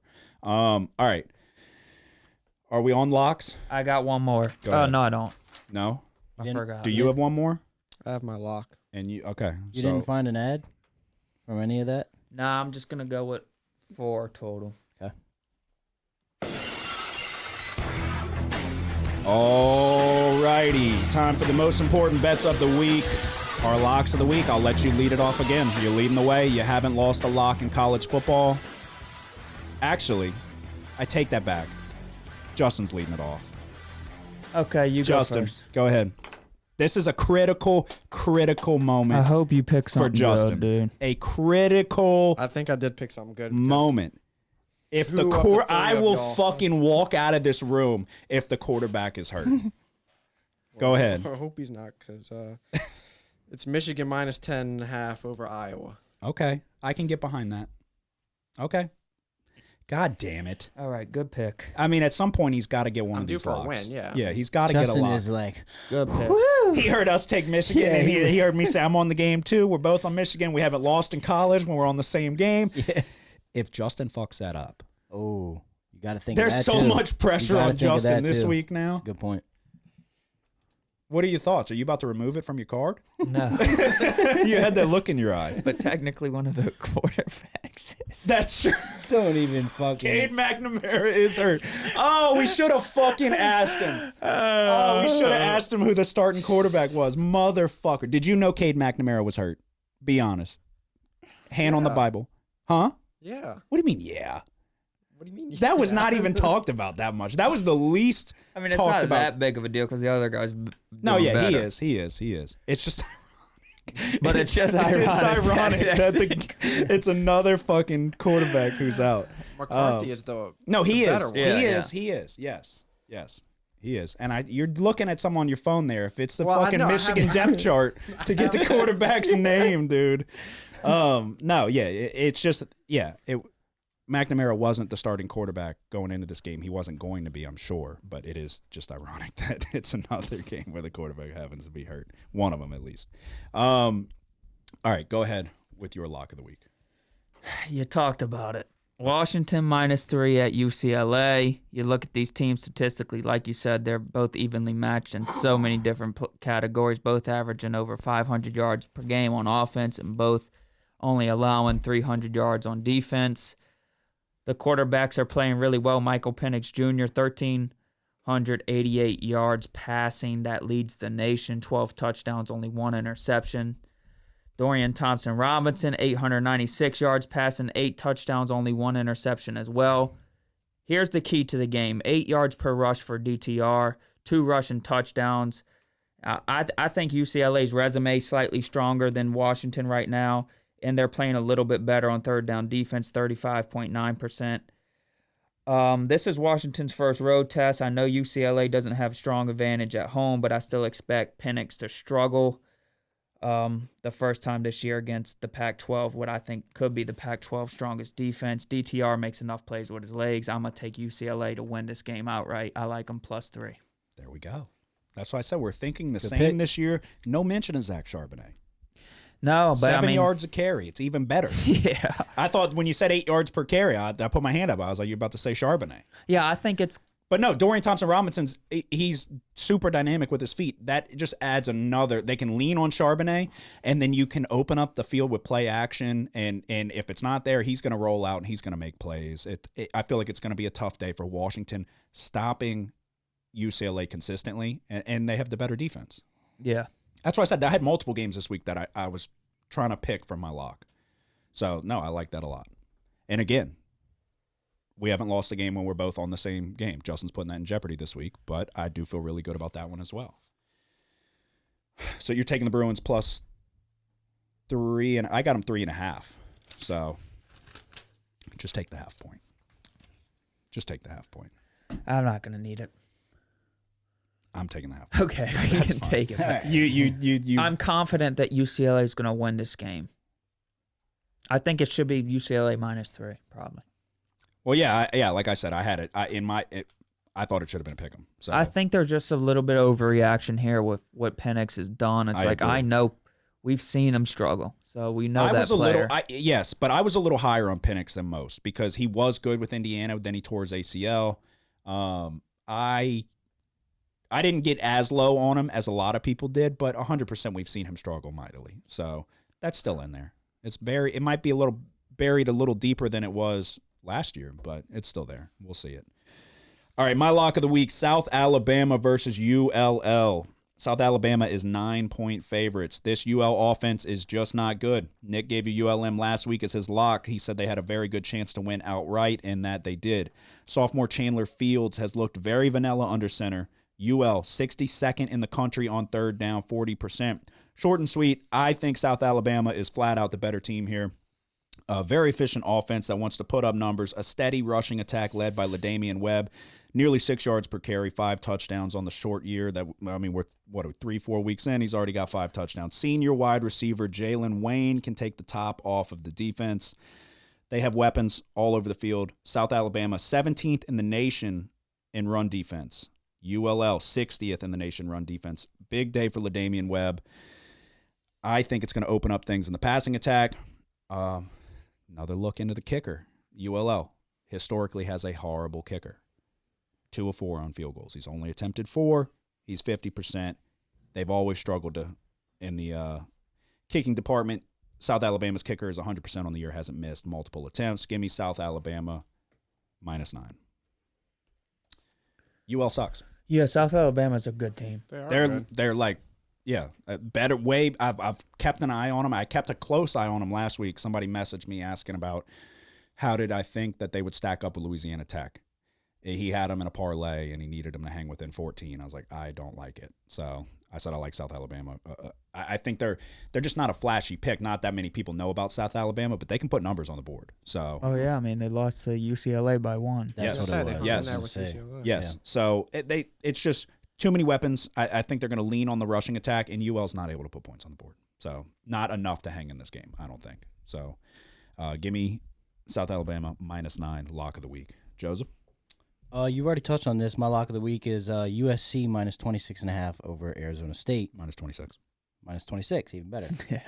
God damn it. It's fucking FanDuel, I tell you. Yeah, stop looking at FanDuel. Like you said, though, it's a bounce back spot for them after a scare last week against Oregon State.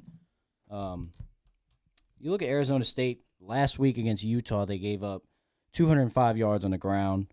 I think it's going to be another one of those games. I think Travis Dye will have a success on the ground, opening up the game for the passing game for Caleb Williams, and they'll be able to score a lot of points. So I think 26.5 is not enough, or 26. Okay. So give me USC -26. All righty. Sorry, I'm sending something. So there you go. That is our locks of the week. That is our games of the week for college football week 5. We'll go through a quick recap.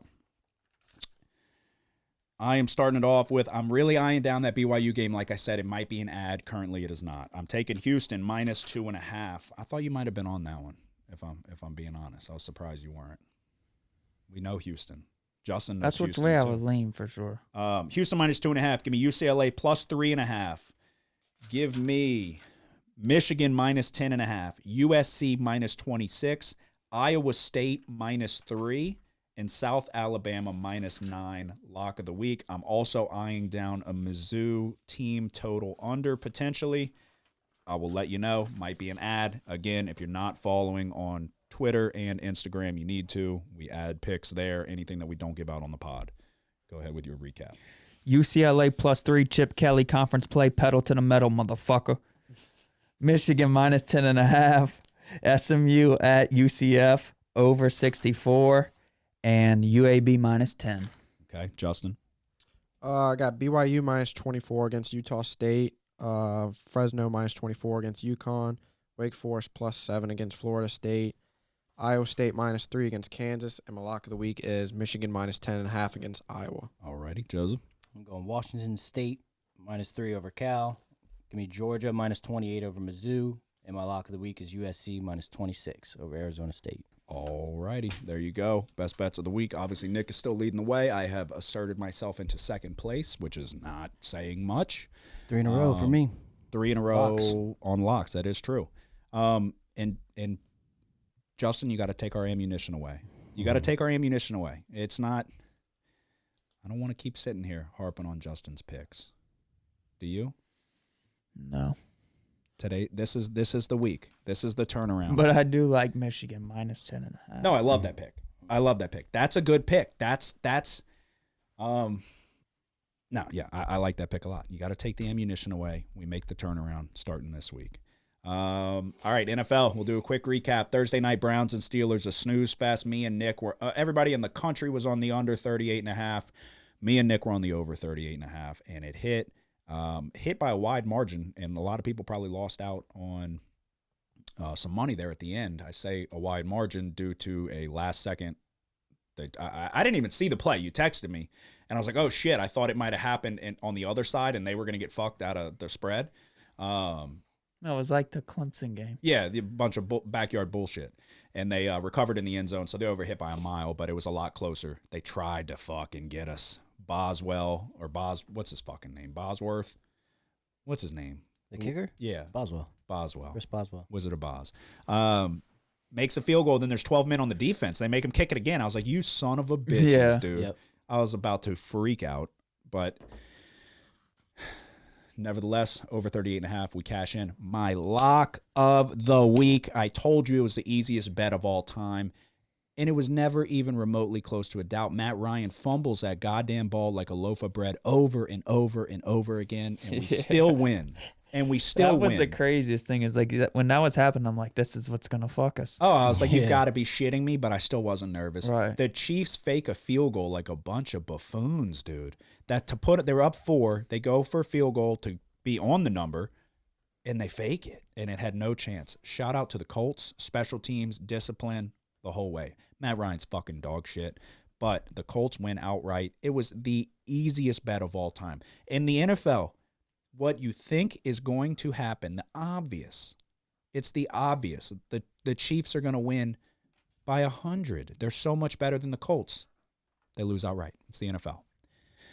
Giants minus 2.5 on Monday night. Me and Nick were both on it. The first game of the year that we were NFL or college that we've been on the same side and lost. It was there for the taking, but at the same time, it wasn't. The Giants' offensive line is fucking horrendous. Evan Neal, right tackle, is literally a child back trying to block DeMarcus Lawrence. Cardinals +4. We had a little bit of a chance for a backdoor here. The backdoor was open, but it wasn't a good pick. It wasn't a good pick. They never really were in the game. Backdoor was open. We had the ball. They settled for a goddamn field goal. They settled for the field goal. I think they were down 10, and they were in the red zone, and then got stopped 4th down. They took the field goal and went for the onside kick. Very disappointing. I hope Cliff Kingsbury gets fired. 2-2 for me, but we hit the lock. You had another conservative 3-play approach. You went 2-1. Yeah. What? I'm always going to give 3 now. That's fine. So don't expect me to give any more. I don't think anybody's complaining. Steelers, Browns, you talked about it. Colts +7, you talked about it. Giants minus 2.5. This is a game like, look, he was under pressure. I thought Daniel Jones didn't play that bad. There was one possession where it was a crossing route on 3rd down. It goes through Shepard's hands. Mm-hmm. Then on the next possession, it's 2nd down, and a pass goes through his hands, a corner route wide open on the sideline, a deep play too. Mm-hmm. And then it's 3rd and super long, and Kenny Galladay runs a deep hook pattern, and it's dropped. It's like, bro, at some point, you got to make the damn play. Help your quarterback out. Right, yeah. I mean, he's struggling back there. Pressure. He got hit like a 20-something times or something like that. He was pressured that many times. Something wild. Yeah, he was Yeah, pressured. pressured he was on pressured like an 23 incredible times. amount of time. I think he got sacked 5 times. Evan Neal is a liability. I understand he's a Yeah. rookie, but good That goes to God. coaching. Yeah, good God, he's bad. Yeah, I mean, it was unfortunate. It's that fucking dweeb on Twitter is freaking out that I'm like roasting Daniel Jones. It was more of a joke. I said, who would you rather in primetime, Kirk Cousins or Daniel Jones? Both of them are not bad quarterbacks. Yeah. But primetime records, I mean, at some point, it's like win a goddamn game in primetime, but that doesn't mean that it's all his fault. The offensive line, I have eyes. The offensive line played like shit. He needs to dump it down to Saquon more. Yeah. Not even just because he's on my fantasy team. It's like it's there, and he won't do it. He'll scramble. It's like, give it to Saquon Barkley. He's pretty fucking good. Yeah. But yeah, 2-1. You got Yeah, that was another thing. Late in that game, it was like they weren't going to the run enough. It's like a lot of weird shit, dude. No, I know. I didn't really love. And then the play receivers calling. not catching it. That was a problem. Yeah, I didn't love the play calling. But Yeah, Galladay is looking real stupid now, huh? Yeah. I should The be on. one I should be on the target. field regardless. The one target he Catch gets. the fucking ball. No, he had another one, but it got called back. I think it was a catch that got called back for a penalty, and then they went to him again. He actually went to him a few times, but he was trying to force feed him. There was another one that was nearly picked. But yeah, the most critical moment of the game, Yeah, he it hit you right in your chest, Right. and he was turning upfield. He would have got the first down. Yeah, quit bitching. Catch the fucking football. You're getting paid a goddamn shitload. Right. Why are you fucking complaining? Catch the ball when it comes your way. All right. So Thursday night. Oh wait, I'm sorry. That's all right. Um, It's not much to go over. Justin, you had a handful of plays. You went 3-3 though. You did hit your lock. Bengals 4.5.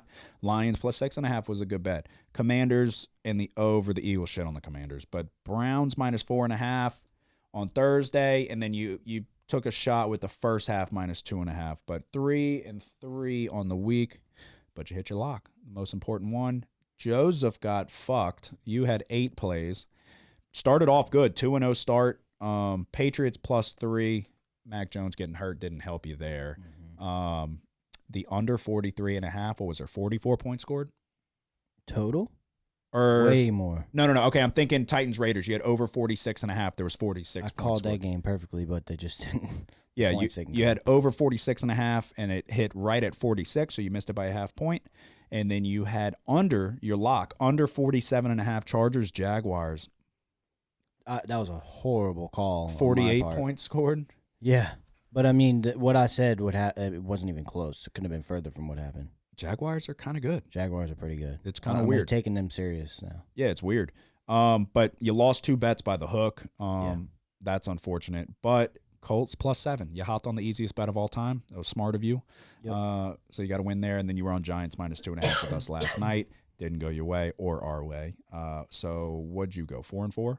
I went 3-5. 3-5. Did we update the top? Yeah, the record's all right. Okay, so I went 2-2. That brings me to 8-9. 2-1 on my locks of the week. Nick went 2-1. A very good 8-1. Can you take a sip of water? Man, I've been drinking the shit out of it. Oh my God. 2-1 in his locks of the week. So we're all 2-1 in our locks. That's fucking good. Yep. Yeah, Joseph went 3-5, brings him to 9-8, still positive. 2-1 in his locks of the week. Justin went 3-3, brings him to 6-8 and 2-1 in his locks of the week. So 2-1s all across the board on the most important bets of the week. We look ahead to a Thursday night matchup and a damn good one. Dolphins and Bengals. Bengals at home, 4-point favorites. Over-under currently sits at 47. First things first, how do we feel about the Prime Video broadcast? I like it, yeah. I like it too. For streaming, it's pretty clear. Right. It's a pretty clear picture. You got the little mix of Herb Street and is it Al Michaels? Yeah. Weird combo, but I don't hate it. So who's got a lean in this one? For all the new listeners, which there are quite a few new listeners, I'll reiterate it again. We always pick the Thursday night game no matter what, whether we like it or don't like it. We're on it. Who's got a lean? I mean, that's not a strong lean, but I mean, I'm gonna roll with the Bengals here. Are you? Yeah, I just think it's a spot where, like, this is a spot where if you were looking at this line, the Dolphins are red hot, getting 4 against a Bengals team that's kind of struggled, especially protecting the quarterback. I think this is about – it started last week, but I think it continues this week where the Bengals start to get clicking on offense and they start to figure things out. So I'm going to lay the points. I agree with that part. I'm taking the over 47. Okay. I think Eli Apple on Tyreek Hill, I don't love that matchup. I think the Dolphins are good. If I had to lean on the spread, I agree with you. This is one of those spots where it's like common sense says take the Dolphins getting 4. This is one of those Thursday night matchups where the Bengals probably win by a touchdown. Dolphins might have the ball there late with something to make something happen. Hopefully we're already well past the over and it's not hinging on that. But yeah, I'm just gonna roll with the over 47 here. So who wants it? I'll take it. Bengals minus 3.5. So I'm going with. Y'all just touched on it. This goddamn guy with these spreads. He's always on different. 3.5 is better though. Are y'all able to get 3.5? What? It was, dude. I'm telling you what I saw on FanDuel. When did you look? Last I looked was. Be honest. I'm telling you. Well, first I looked. Tell me. Right in the morning. When? This morning. Yes, and then I looked later at about 2:30 today. Yeah. 3.5 it is. Nick's gonna say he doesn't want it. Really? That's what I saw. No, I think I saw 3.5 earlier too. I didn't pay too much attention to the spread because from the get-go I was like, I'm not going to touch the spread. I'm just taking the over. I like Joe Burrow here. I think he goes off tomorrow night. I love Joe Burrow. No, I'm just saying Joe versus Tua. You know. Yeah, I see 3.5. Yeah, but you like him. I love him. So give me Bengals minus 3.5. Okay, Justin, which side are you leaning? I'm with you. I'm on the over at 47. I mean, it opened up at 44, so get it while you can. I don't know how much higher it's going to go, but Not much. I I don't think we've been against each other at all on Thursday. Yeah. Chiefs, Chargers, we were. Yeah. Oh, true. But this is deja The vu to last week time one we've- where you two were on the over. Me and him were on, vice versa. You two were on the spread for Spread, the right. Bills, and we were on the over. Okay. Yeah, I mean, Dolphins sneakily have a pretty good defense. Yeah.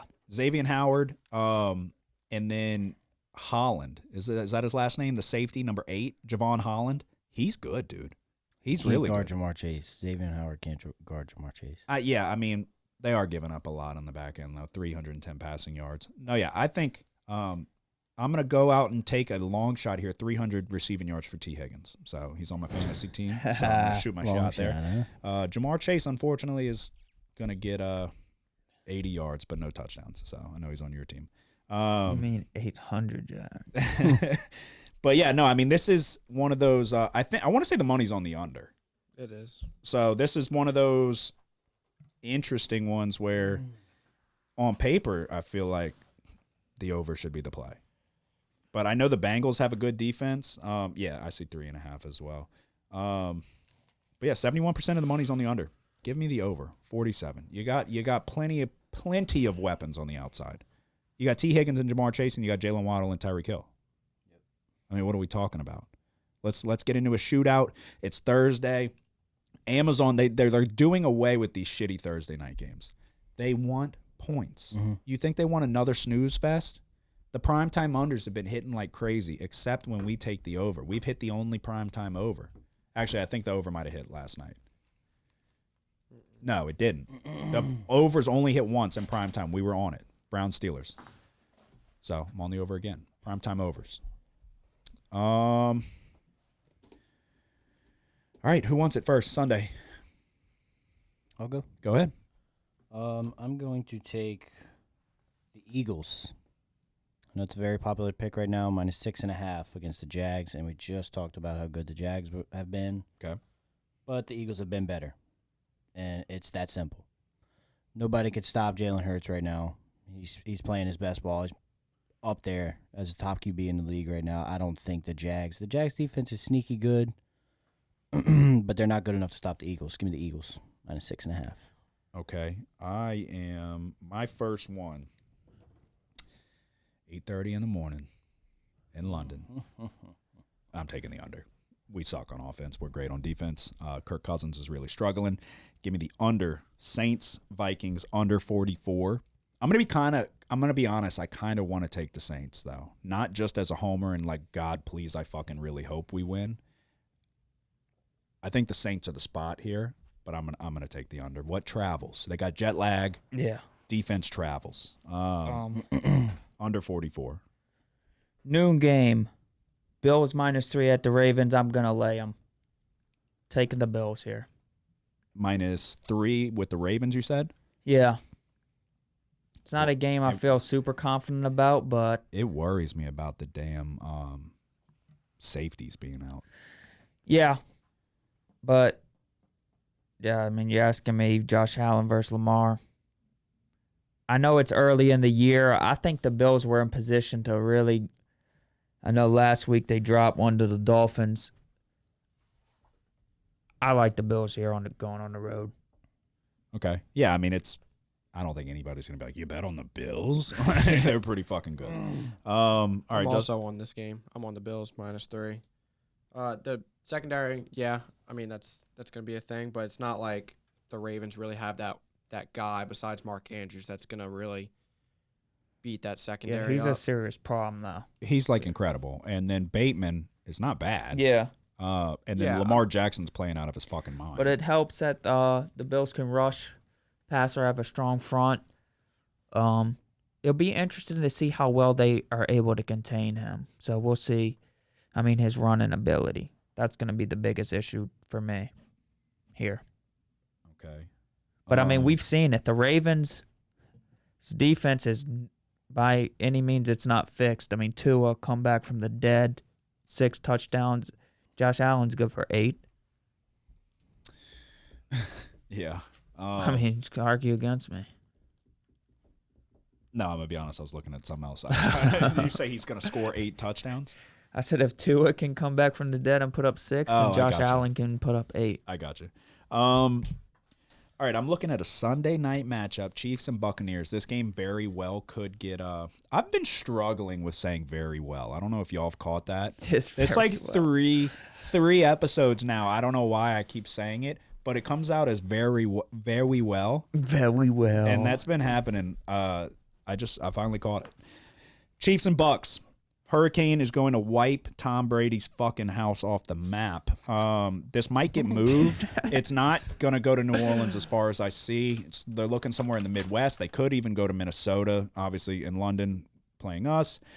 I am going to take the under in this one.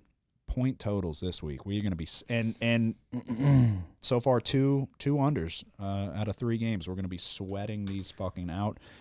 Buccaneers know how to stop Mahomes. Mahomes struggled against a good Colts defense. This is a better Buccaneers defense. They're not going to be able to do anything in the run game.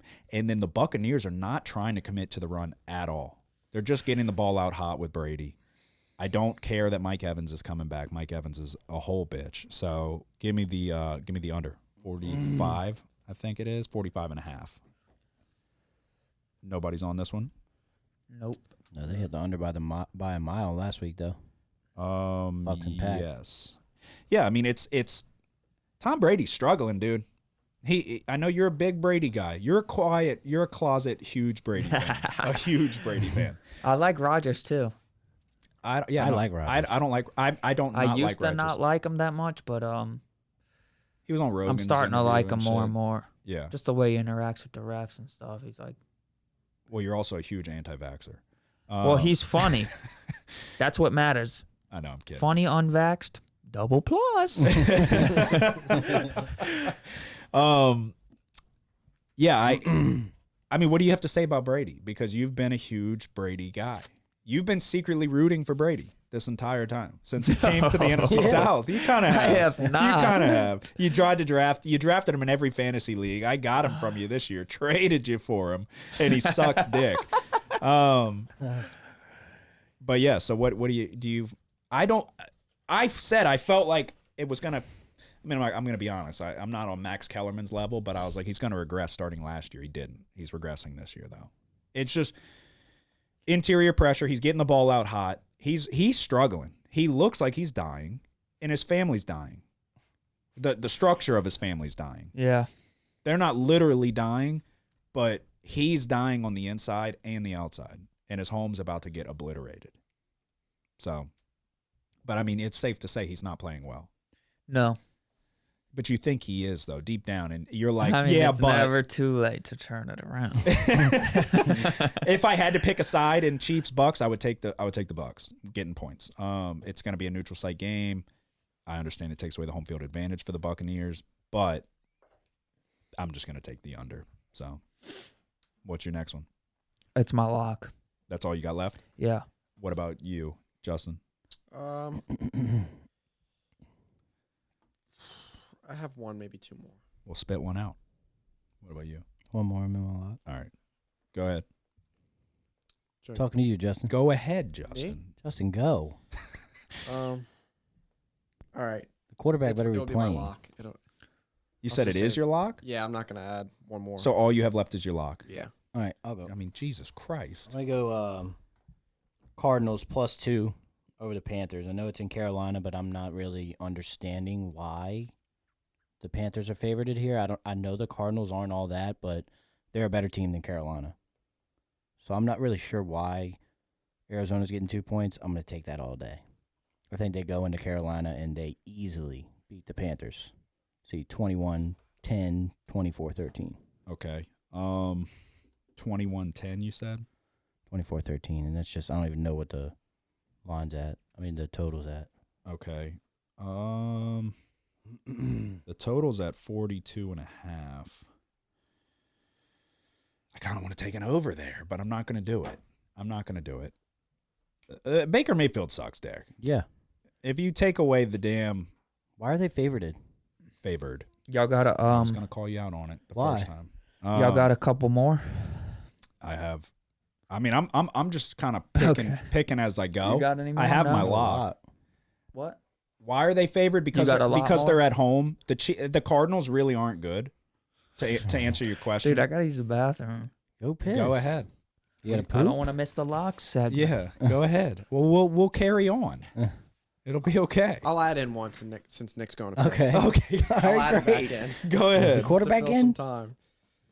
time. Technically, the quarterback is hurt. Oh, God. Jets plus 3.5 against the Steelers. Is he coming back this week? Wilson? Yeah, I don't think so. I think he might be. I'm not really taking him for the offense. I'm taking him for the defense here. Okay. Okay. Taking the Jets plus 3.5. I like the Jets. All right. I think they kind of remind me of the Lions from last year. They're a scrappy team. Yeah. But yeah, I like Sauce Gardner. I like Quan. Quinnen Williams is he's a little. No, yeah. I'm trying to look into. Yeah. I don't know what you were just about to call Quinnen Williams there. He's about to call him a little something. He's not little. Quinnen Williams actually got little. into it with the D coordinator or the That's what I was defensive line talking coach. about, yeah. One of the two. They got fired up. Zach Wilson could possibly return in this one. If I had to guess, I would say they're probably not going to return him against a Pittsburgh defense on the road. They're probably going to wait till he comes home. Flacco's better anyway. He's not playing bad, though. Best quarterback in the league right now. Garrett Wilson's currently not on the injury report, so I guess he's okay. He definitely got hurt. Are you sure? I'm positive. I'm not understanding. Didn't he catch a touchdown last week? I know he got hurt. I don't know why he wouldn't be up there as one of the favorites, too. He had a huge game against Cleveland. He did not catch a touchdown, but he had 6 catches for 60 yards. And he had a huge Garrett game Wilson. the week before against Cleveland. I'm like 99% sure Garrett Wilson got hurt. Okay, look it up. You look it up. You want to know. No, you want to know. Justin wants to know. All right, so Justin said he's taking the Jets. I'm gonna be honest. I love my lock. Let's hear it, brother. I fucking love my lock. I don't love it as much as the Colts, but I mean, I like it a good bit. Does nobody else has one, huh? Nope. Nick? Yeah, I just have my lock. Rocket time. I just checked the money. I don't love my lock as much as I did 5 seconds ago, but all right. Let's lock and roll. The most important bets of the week are locks of the week for the NFL. You only have 1 loss on your record. I'll let you go first. Roll with it. I'm gonna do it. All right. Do it.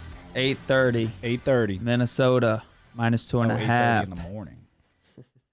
versus Saints in London. I'm gonna take the Saints here plus 2.5. Minnesota's defense is non-existent. It may be the worst in the league. If not, it's the second worst in the league. 427.7 yards a game allowed.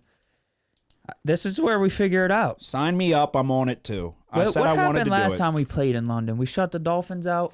Was that Ken Crawley's interception in the back right corner of the end zone? I Yeah, have a 20-0. I have a photographic memory when it comes to the Saints So football we games. play well in London. That was That was Kamara's first touchdown. 2017. Kamara's first touchdown. 2017, Ken Crawley It might got have an been the first incredible win. interception. I think It it was. was. After 'cause we going went 0-2. Yeah. I know this fucking team from 2016 and on like the back of my fucking hand. Kamara's first touchdown on one of those little We love trick London. little shovel. We love London. Okay. And usually I get drunk off my ass on Saturday night. This weekend I'm not because I got to get up early for this one. Alrighty. The money's fucking swaying. I never look at the money until after I give out my picks. And I looked at the money for this one.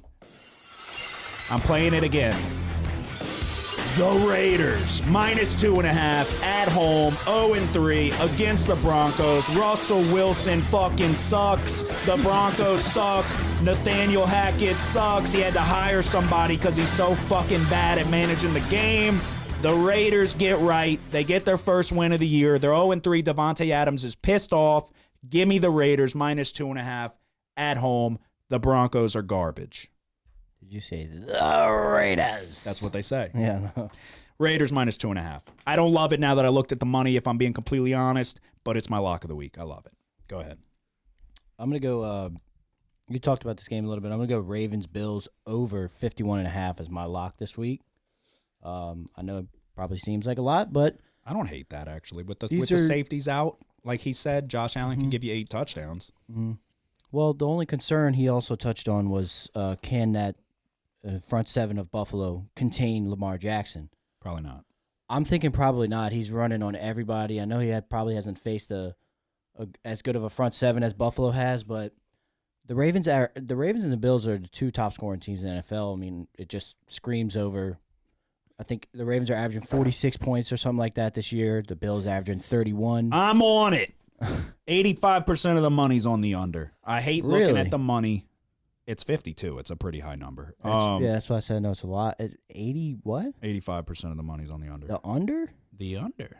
These are 2 of the highest scoring teams in the NFL. Yeah, but the Ravens are known for defense, even though it's very the Ravens' defense is one of the worst in the NFL this year. Typically, it's not though. So, Joe, your lock is the over. Yeah.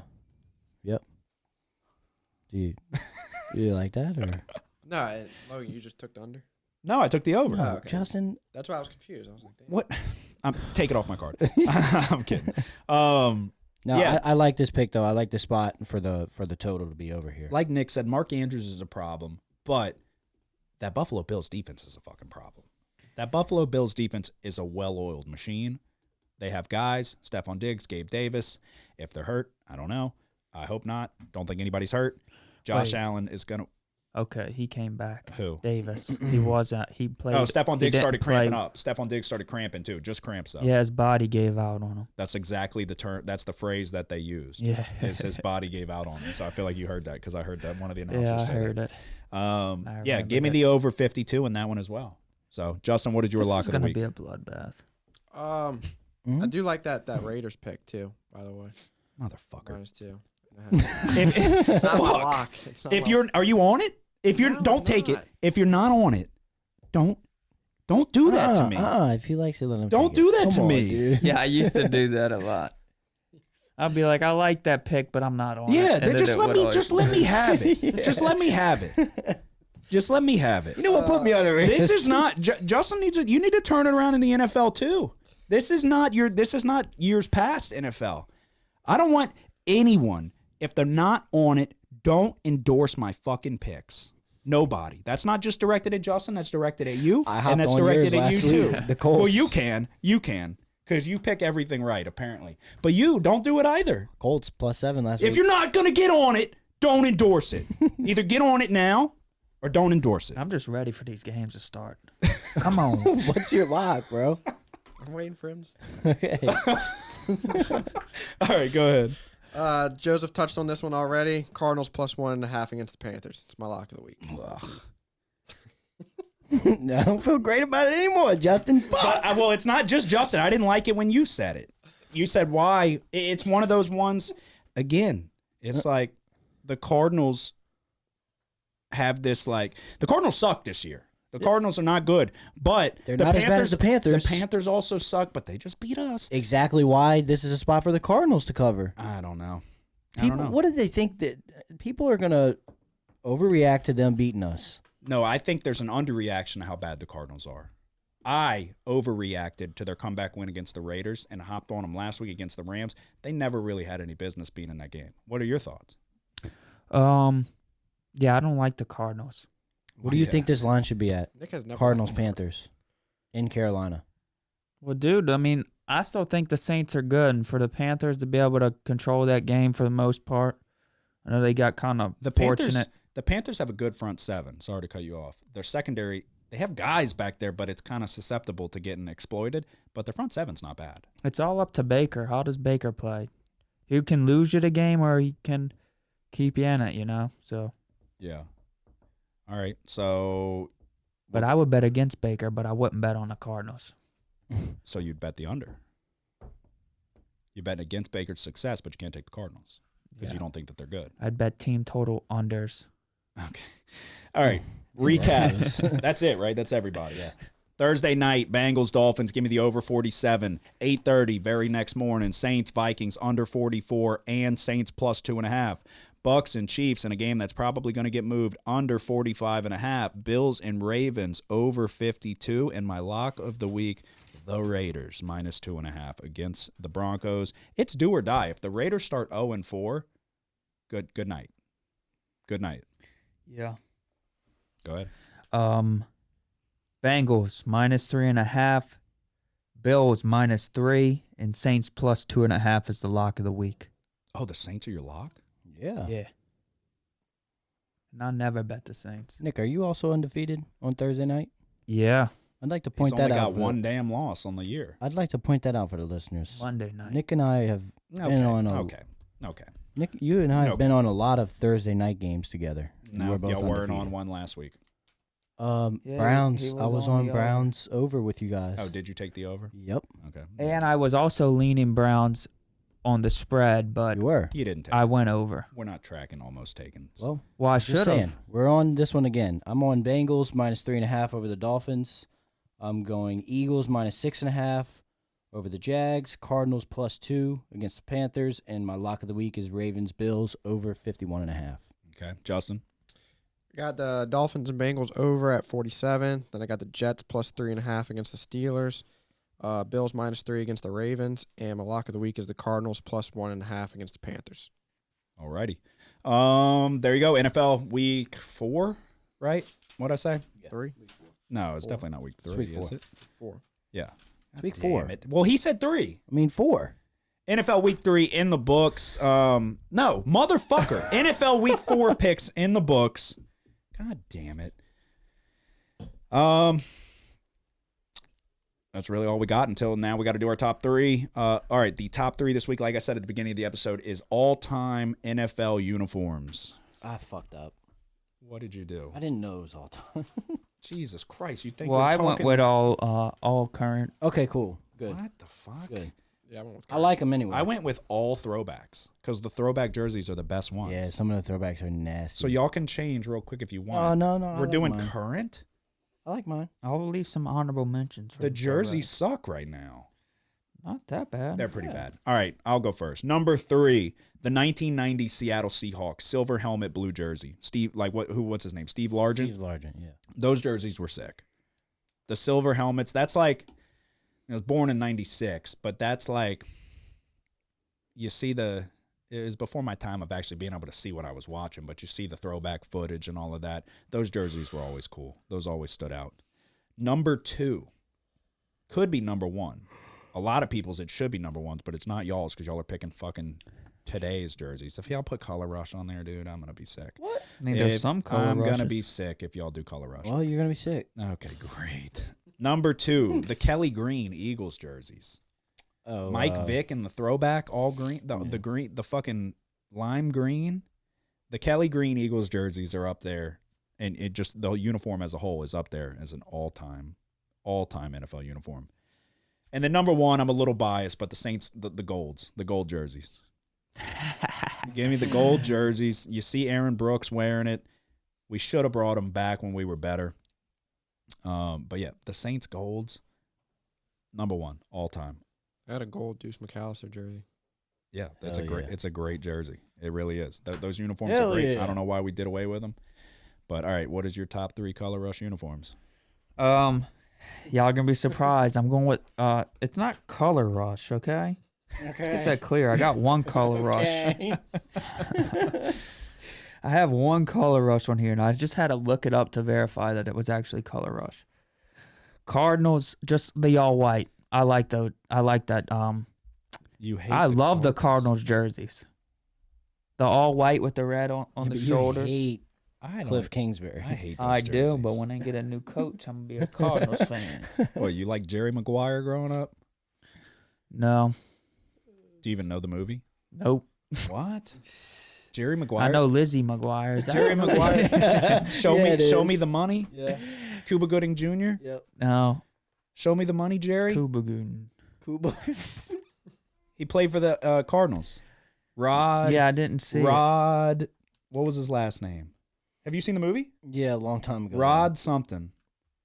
Rod He gets knocked the fuck out, but he caught the Taylor. touchdown. Yeah. No, it's definitely not Rod Rod Taylor. Woodson. No, that's a real person. Oh, Show me the money, Jerry. He did. He caught the winning touchdown. But I'm talking about the current uniforms. Yeah, I know. The throwback Cardinals jerseys are way better than the current. The Pat Tillman era, those jerseys. Everything about them's nice. The white All right. helmet. What's 2?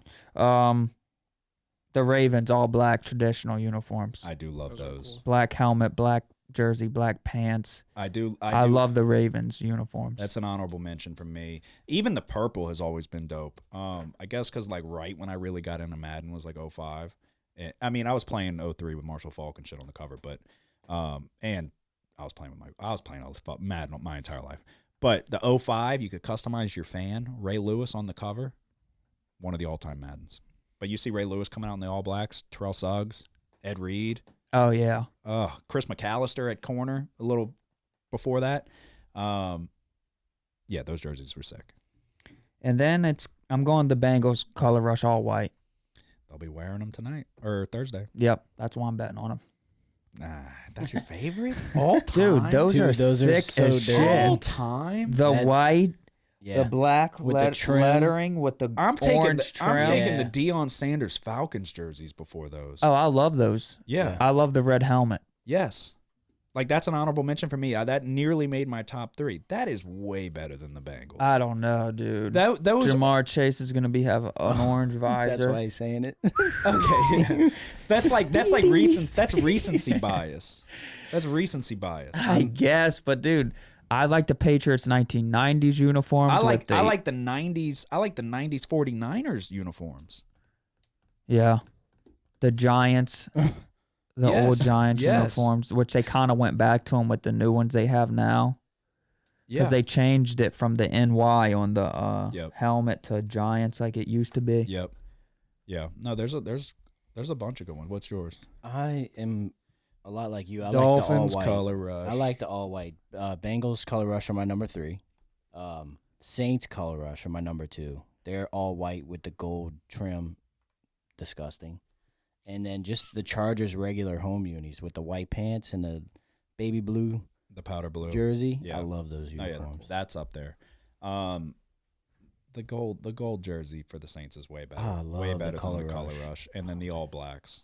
The all blacks for me is possibly. It would have been too vanilla to take that over the golds, but when we would come out in all black, it was like you're fucked. Oh yeah. So, color rush jersey. That's why last week we had the Dude, gold pants. what are you talking about? Recipe We haven't for worn all black in a minute, if I remember. You're gonna be saying, "Oh, we look sick" when we play Thursday night watch. No, I don't dislike the color rush uniform. They just don't really do it for me like everybody else was drooling over them. Well, it's not not every color rush is equal. Right. No, I'm not saying it is, but But like the Saints is definitely a top one, and then these Bengal Bengals. ones are Bengals fire, are- dude. Yep. I agree. all time. Go ahead. But I Jason. love the Bengals uniform in general. But I like the way their jersey's designed. I like the throwback where it just says Bengals on the side of the helmet. Yeah, I don't even know. Me neither. I'd have to look at these old ones to remember. Go ahead. Back when I Justin. used to play video games, I knew about the uniforms more. All right. Oddly enough, my number 3 is the Saints all black ones. Okay. And then number 2, the Houston Texans, the red jerseys. I like those a lot. Okay.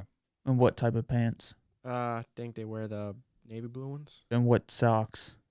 Probably red. Okay. What color cleats?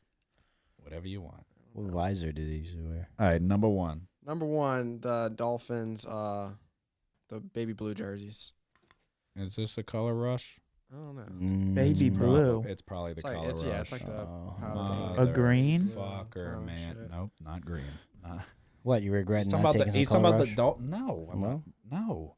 Y'all got recency bias. rush? Recency bias. Yeah, just because you don't know what it means. Doesn't Oh. mean We What's didn't know it y'all's- was what's all y'all's time. least favorite jersey? What's the worst one? That's a good question actually. I'll give you mine. Go ahead.